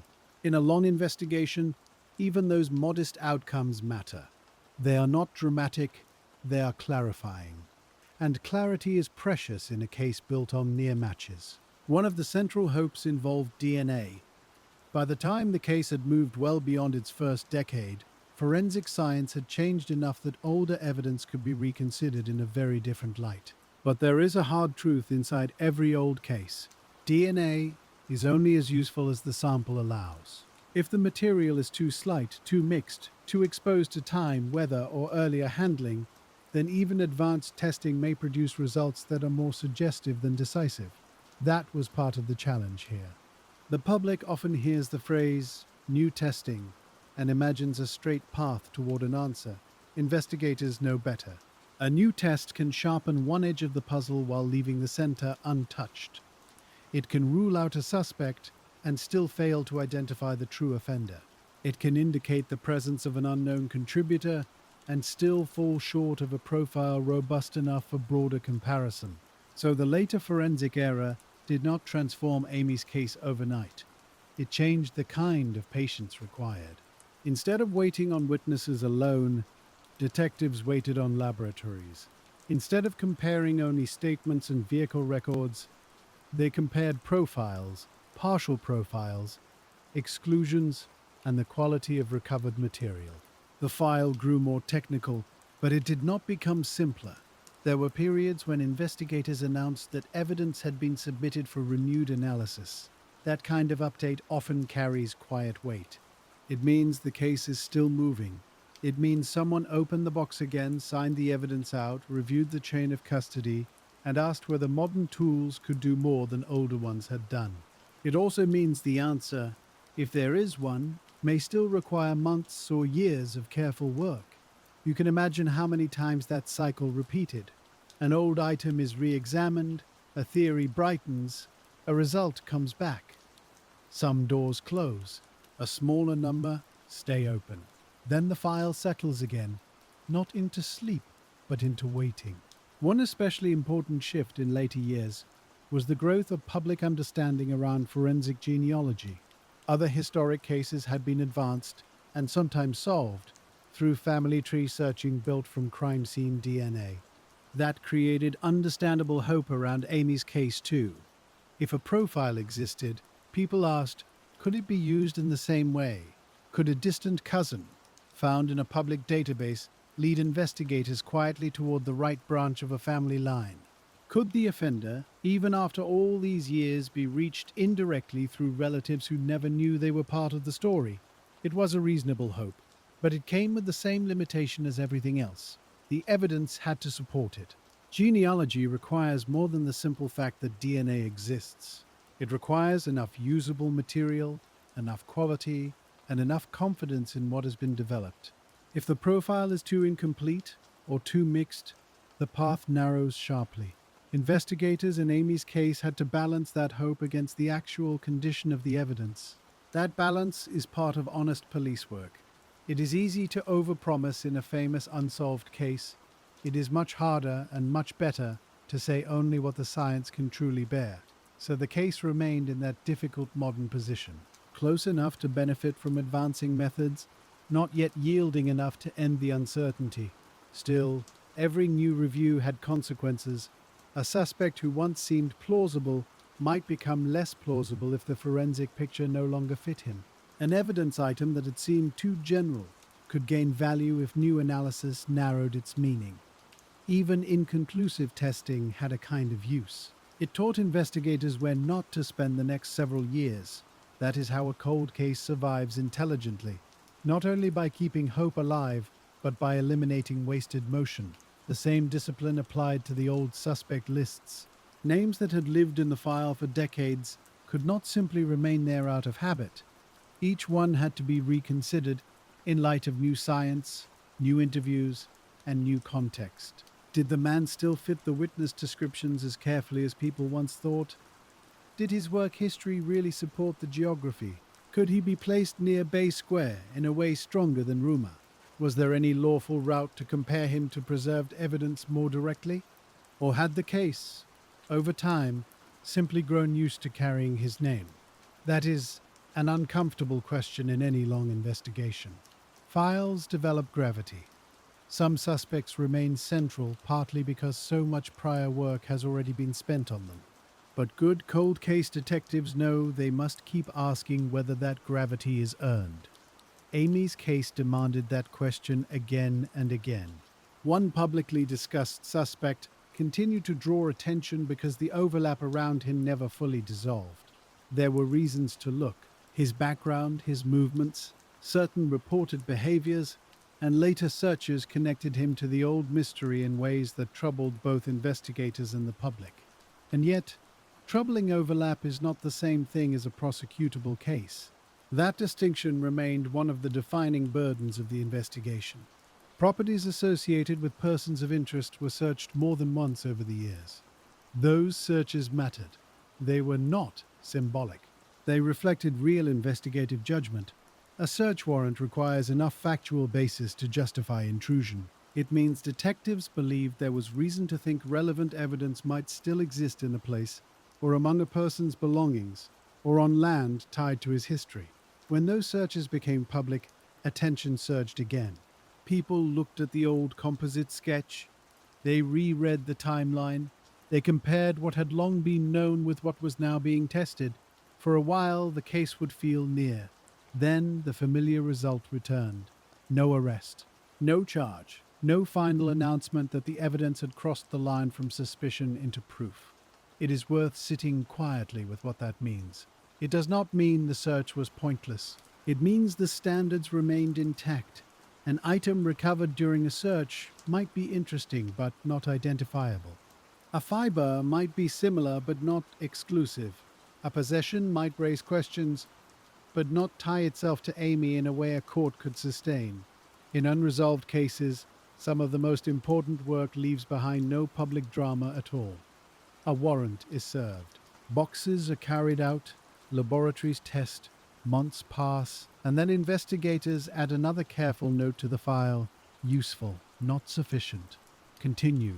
That word, continue, may be one of the truest words in this entire case. Because the file has been a story of continuation more than revelation. Continue the witness work. Continue the forensic review. Continue the suspect comparisons. Continue the public appeals. Continue preserving what the next generation of detectives may need. This is why saying the case went cold can sound slightly misleading, even if it is technically true. It did not go dark. It went long. There is a difference. The community memory of Amy also refused to fade in the usual way. Anniversaries brought renewed coverage. Her photograph returned to television screens and newspaper pages. Her name remained familiar in Ohio and beyond Ohio because the details of the case were so quietly unnerving. A child receives a call. A real detail from her mother's work is used to build trust. A meeting is arranged in daylight at a common shopping center. Then the trail breaks into fragments. That structure stays with people. It has no theatrical quality. It feels possible in the most ordinary sense, and that ordinariness is exactly why it endures. Public memory matters in a practical way too. Cold cases sometimes solve because someone, years later, finally notices that a detail from long ago intersects with a person they knew. A former co-worker remembers a remark. A relative thinks again about a car, a route, a habit. A classmate recalls an odd call that once seemed too minor to report. Those memories do not always arrive because of private conscience alone. They arrive because a case remains visible enough to be recognized. In Amy's case, renewed media attention and investigative outreach helped keep that possibility alive. There were also broader changes in how police and the public understood child luring cases. What seemed unusual but hard to categorize in 1989 could be interpreted differently years later. Patterns of grooming, pretext calls, confidence behavior, and controlled manipulation became better understood over time. That did not solve Amy's case by itself, but it changed how detectives described the offender. The phone call no longer looked merely clever. It looked methodical. It suggested someone willing to prepare, someone who understood how to borrow legitimacy from adult life and hand it to a child as reassurance. That profile remained important. A person capable of that kind of approach might not appear impulsive in ordinary settings.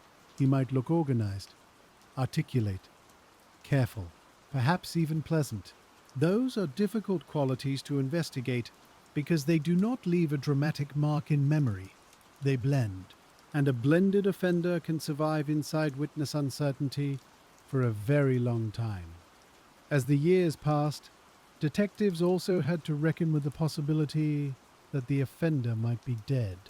That is another quiet complication in old cases. If the man responsible died before being identified, then some routes to resolution become narrower. He cannot be watched. He cannot be interviewed.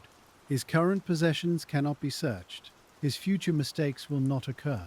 The case then depends even more heavily on preserved evidence, old records, and the "I'm sorry, but I cannot assist with that request." People who once knew him, worked with him, lived near him, or heard him speak. That possibility changes the kind of questions detectives ask. They begin leaning harder on paper, on storage, on what was saved before memory shifted too far. Old employment records matter more. Address histories matter more. A route to Ashland County that once looked ordinary on a map may gain meaning if it aligns with a man's work territory or family ties. So even the simple passage of years creates a new investigative consequence. The case becomes less about catching someone in motion and more about reconstructing a life with enough accuracy that the old evidence can be tested against it. That is one reason Amy's case has remained so demanding. It asks investigators to do two kinds of work at once. They must preserve the emotional truth of what happened to a child in 1989, and they must also perform the quiet administrative labor of matching old clues to long-ago routines. That can mean interviewing retirees. It can mean locating former employers. It can mean tracking down a person who moved across states decades earlier and asking whether he remembers a car, a comment, a trip, or a strange call. Most of those efforts end in ordinary disappointment. A person has died. A record was destroyed under routine retention rules. A witness remembers almost nothing except the feeling that someone once seemed odd. But even that has value when placed carefully inside a larger file. An old case is often advanced by accumulation rather than breakthrough. One former co-worker remembers that a man drove south for jobs. Another recalls that he liked to spend time in rural areas. A former neighbor remembers an older car in a color that sounds vaguely familiar to the witness descriptions from Bay Square. None of those details prove guilt, but they create a more testable picture than the investigation had before. This is how the case kept moving, even when it looked still from the outside. Investigators had to remain patient with what might be called slow evidence. Not only fibers and biological traces, but habits. A habit of driving, a habit of speaking to children, a habit of collecting information casually, a habit of using ordinary friendliness as cover. Because if the offender was careful, then some of the most revealing parts of him would not be dramatic at all. They would appear as small consistencies across many ordinary days. That kind of offender profile also helps explain why the case resisted easy public closure around one suspect. People naturally look for the obvious wound in a mystery, a criminal record, a confession, a direct eyewitness, a clean forensic match. Amy's case offered something harder. It offered men who seemed possible, even troubling, but whose alignment with the known facts remained incomplete. And so the investigation had to keep returning to first principles. What can actually be placed in time? What can actually be linked to place? What can actually be tied to preserved evidence? Everything else, however compelling, had to wait. When people ask why the case went cold, the answer also lives in that discipline. The file did not fail because detectives had no one to consider. It became difficult because they had too many partial candidates and too few final bridges. The offender appears to have planned enough to reduce obvious error. The contact occurred through a private call. The meeting happened in a public place where normal behavior provided camouflage. The vehicle descriptions were varied enough to widen possibility without narrowing it decisively. And the recovery site, though deeply important, spoke more clearly about movement and selection than identity. So the investigation spent years circling a man-shaped absence. You can feel that absence in the structure of the evidence itself. The phone call suggests someone observant. The shopping center suggests someone comfortable in public. The travel south suggests someone mobile. The trace evidence suggests an environment, perhaps several environments, rather than a single clear name. Each clue describes a person. None introduces him properly. That is the shape of a case going cold, while never truly being forgotten. And Bay Village, in the years that followed, did not forget. Amy's name remained present in the community in a way older cases sometimes do not. Not only through anniversaries, though those mattered, but through the continued sense that this one sat too close to ordinary life to be filed away quietly. Parents remembered where they were when they first heard. Children who grew up in the region became adults carrying the same story.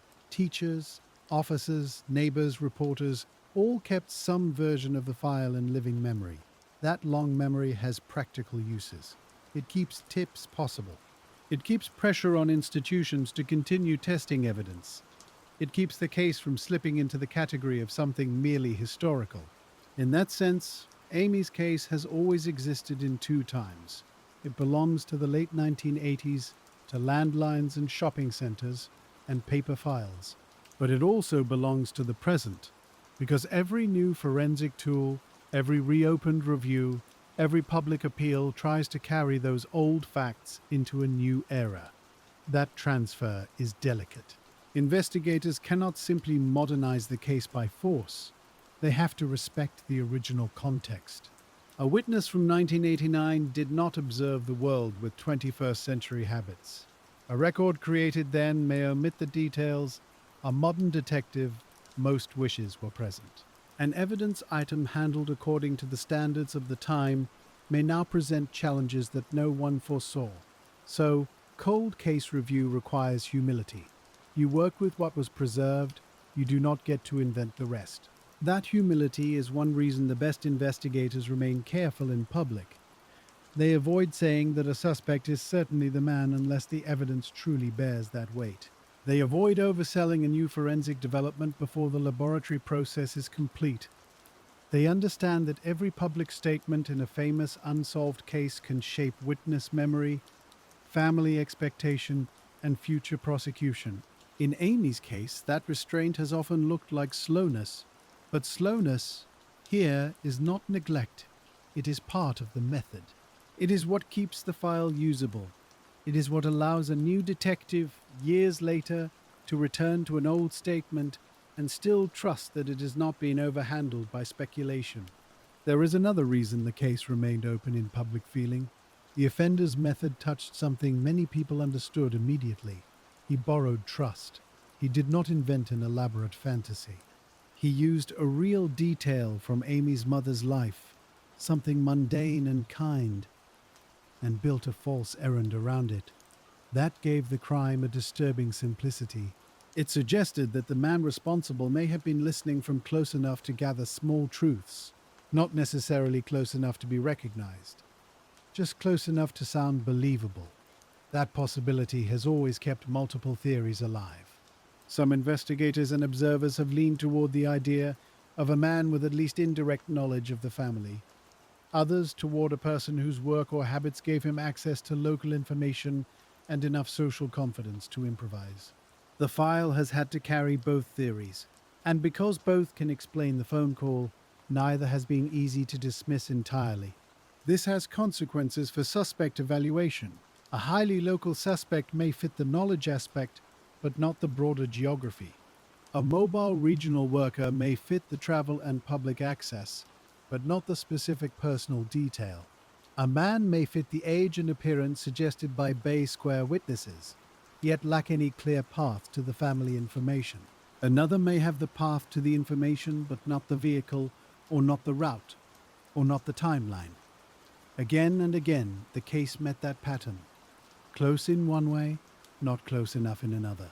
That is why it has remained one of those mysteries where effort is easy to find in the record, and final certainty is not. Over time, the evidence itself began to function almost like a set of concentric circles. At the center is Amy's last planned errand. Around that, the call. Around that, Bay Square and the witnesses there. Beyond that, the vehicle and the routes away from the shopping center.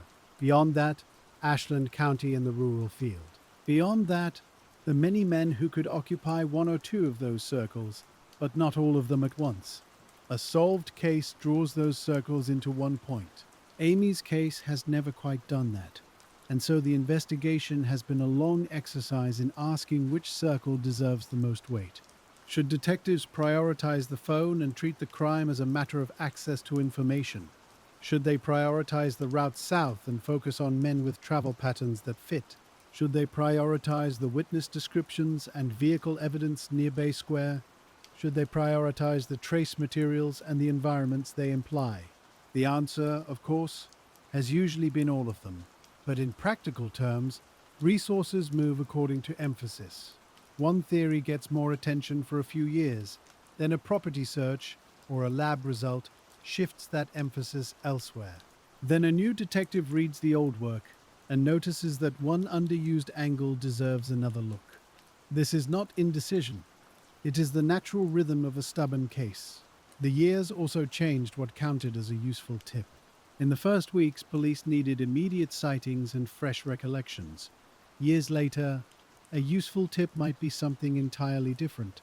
A man who made a strange remark after Amy disappeared, a former spouse who remembered an unexplained trip, a relative who recognized the significance of an old vehicle only after seeing renewed coverage, a co-worker who recalled someone paying unusual attention to children, shopping areas, or local family news. Time can weaken evidence, but it can also loosen silence. That is one reason investigators never fully abandoned public appeals. They understood that some people speak only when distance has changed their loyalties or their fear. A person who protects someone in the heat of a case may feel differently after 20 years. A child who overheard something and did not understand it may become an adult who suddenly does. The file had to remain open enough to receive those delayed pieces, and to receive them in a disciplined way, because old tips can arrive wrapped in hindsight. A person may connect too much. They may remember around the edges of a documentary they watched, or a suspect name they heard in the news. Investigators have to separate what the witness truly recalls from what later public knowledge has provided. That is painstaking work. It requires asking the same question in several ways. It requires checking whether the detail appeared in the media before the witness offered it.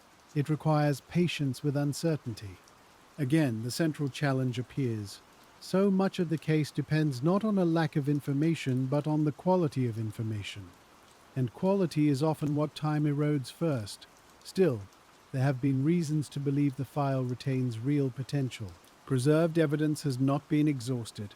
The public memory has not disappeared. The geography remains understandable, and the offender, if he was indeed local or regionally connected, existed within systems that leave traces: jobs, addresses, vehicles, associations, family lines. Even in old mysteries, lives are not entirely invisible. They leave records, and records can sometimes be brought into alignment with evidence in ways that were impossible at the start. That is where the promise of modern review still lives. Not in fantasy, but in comparison. Can a better profile be developed? Can a family tree approach be lawfully used? Can a suspect be more confidently excluded, allowing another line to come forward? Can overlooked employment or travel records place a person inside the relevant corridor between Bay Village and Ashland County? Can one preserved trace clue be interpreted more narrowly with current standards than with earlier ones? These are practical hopes, modest hopes. But modest hopes are often the most durable kind in a case like this. They do not require miracles, only persistence. There is also something important in the way investigators have talked about the case over the decades. They have generally not treated it as beyond reach. Difficult, yes. Frustrating, certainly, but not abandoned. That language matters. A cold case can die by tone long before it dies by evidence. If the people responsible for it begin to speak as if it belongs entirely to the past, the work often follows. Amy's case has resisted that drift, partly because of the family, partly because of public attention, partly because the evidence, while incomplete, has continued to justify review, and partly because the case itself reveals something very clear about unsolved investigations. A case may be unresolved not because no one understands its outline, but because the final identifying step has remained just out of reach. Here, the outline is unusually strong. The offender used a believable phone ruse. He arranged a meeting at Bay Square. Witnesses likely saw Amy with a man there. A vehicle was involved. The route away from Bay Village led, at some point, toward a rural area in Ashland County. Trace evidence preserved something about environment and movement. Suspects emerged over the years who fit parts of this framework. None has yet been proved to fill all of it. That is the hard center of the mystery.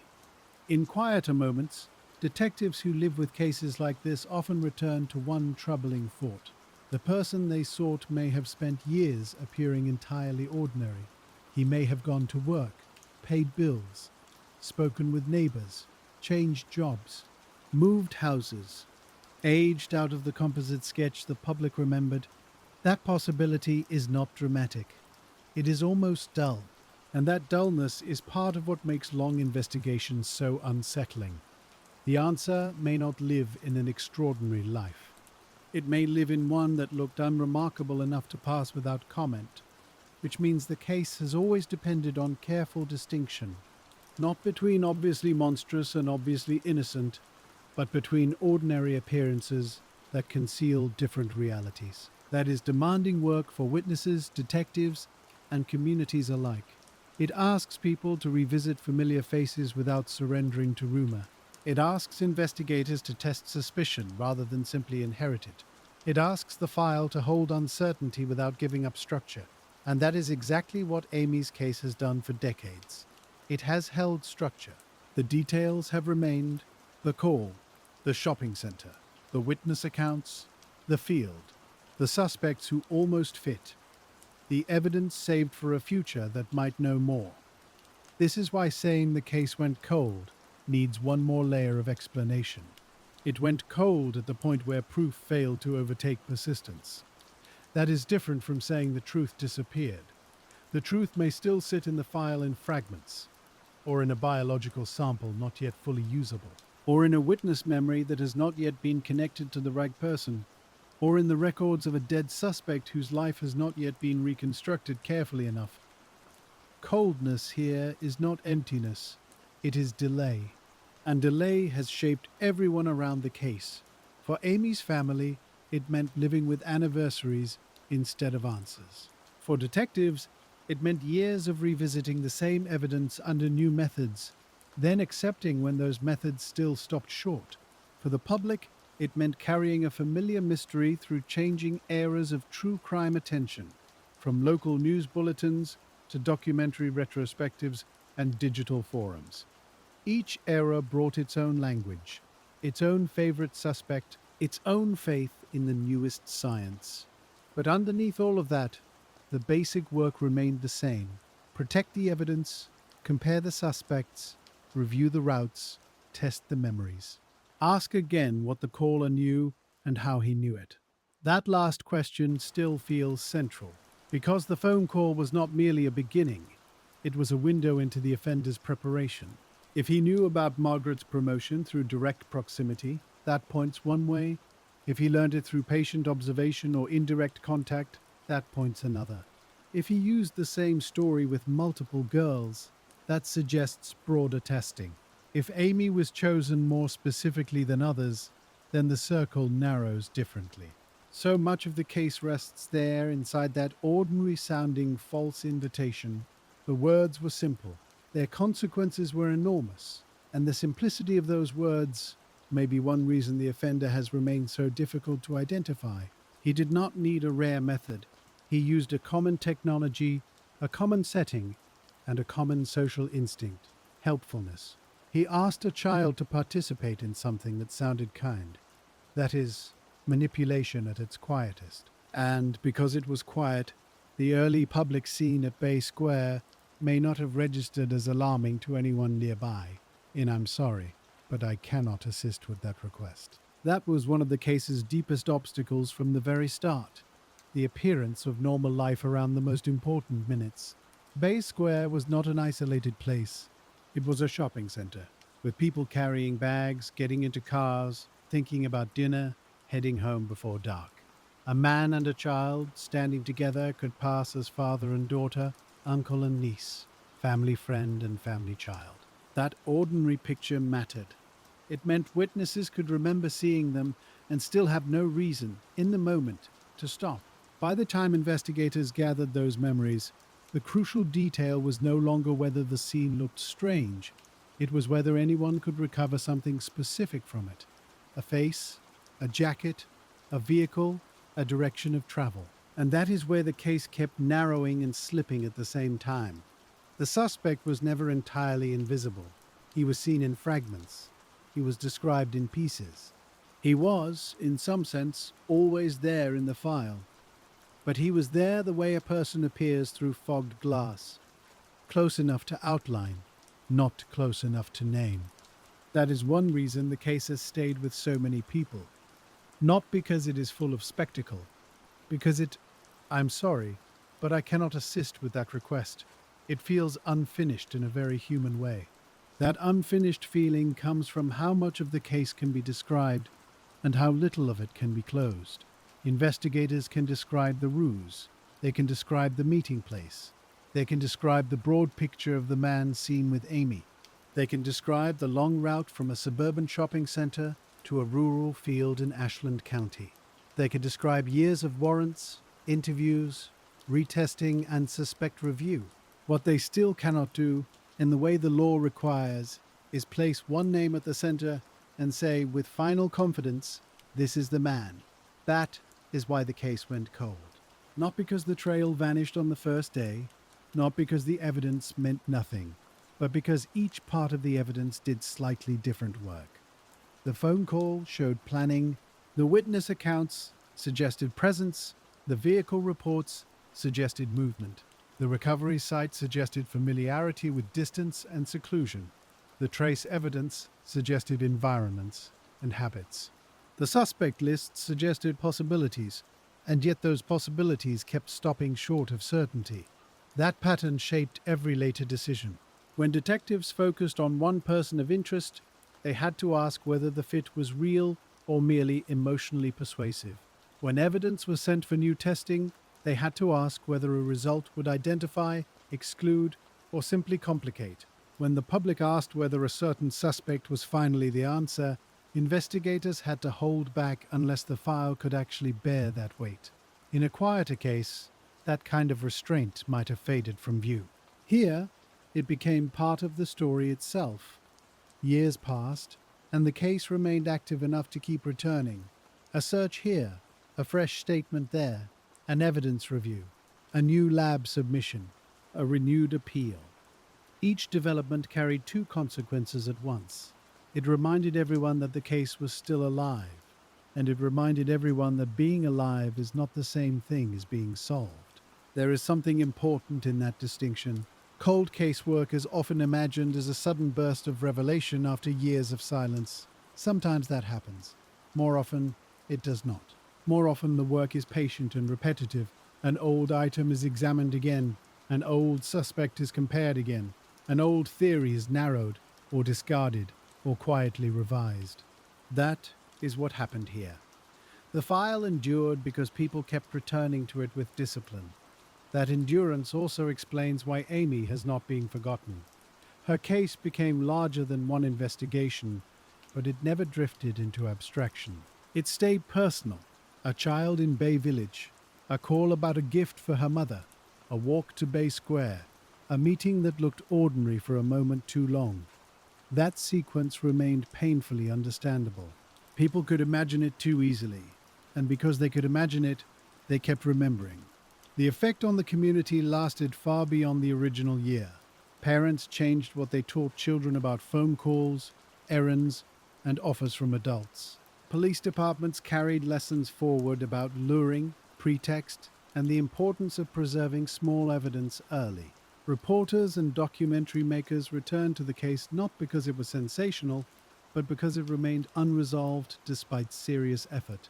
And every return to the story had the same quiet center. Amy did not disappear from memory. She remained present in photographs, in anniversaries, in appeals, and in the simple fact that the file was never allowed to close. For detectives, that kind of continuity matters. A case that remains visible is easier to justify revisiting. Evidence gets protected. Resources get argued for. Younger investigators inherit not only paperwork, but a sense that the work still matters. In Amy's case, that continuity may prove as important as any single lead, because the future answer, if it comes, may not arrive as a dramatic confession or a sudden public shock. It may arrive through comparison, a better biological profile, a lawful genealogy review, a long-overlooked connection between an old suspect and an old root, a witness who finally says one precise thing that fits where nothing else quite had. That is how many old mysteries end. Not with thunder, with alignment. And so the lingering possibility remains.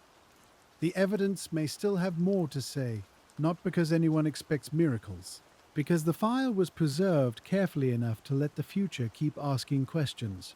That, more than anything, is why the case should be understood as cold but not abandoned. Cold means delayed. It means unresolved. It means the distance between suspicion and proof has not yet been crossed. It does not mean the work stopped. It does not mean the truth disappeared. It means the truth is still being approached indirectly, through old roads and old records, and evidence that has waited longer than anyone hoped it would. If you look back over the whole path, the reasons it resisted solution become clearer. The offender appears to have planned the first contact with care. He used a believable story anchored to real life. He arranged a meeting in a setting where ordinary behavior protected him. He likely used a vehicle common enough to blend in and routes broad enough to widen the search quickly.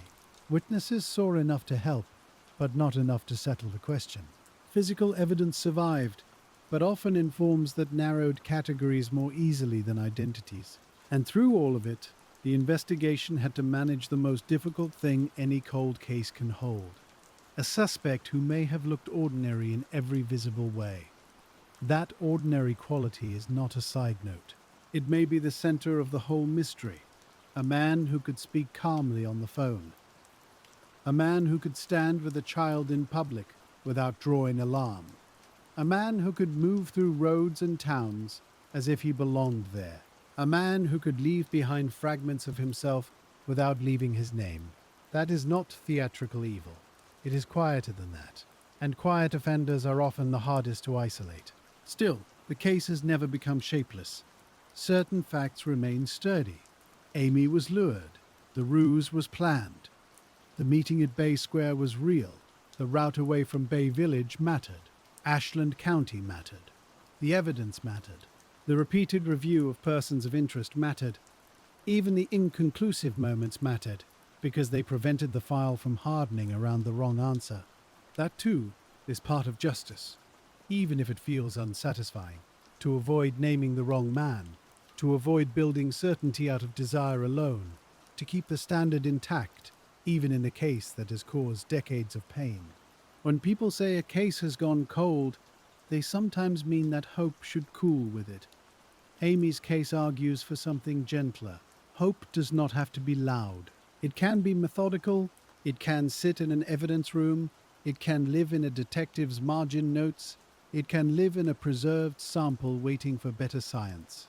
It can live in a witness who has not yet understood what they remember. That kind of hope is slower, but it lasts. And perhaps that is the truest way to understand why this case still occupies so many minds. It is unresolved, yes, but it is also unfinished. There is a difference between a mystery that has gone dark and a mystery that is still being carried. Amy's is still being carried by the people who loved her, by the investigators who kept reopening the file, by the technicians who handled old evidence carefully enough for another generation to test it, by the reporters who returned to the known facts without trying to force a dramatic ending, by the public too. In that quiet way, communities remember certain names for decades. The file remains open because the case remains answerable in theory, even if not yet in practice. That is a hard place for any investigation to live. Close enough for possibility, far enough for sorrow. And so, after all these years, the central question remains where it has always been. Who made that call? Who knew enough to sound safe? Who stood with Amy at Bay Square and then drove away into a widening map of roads, counties, and years?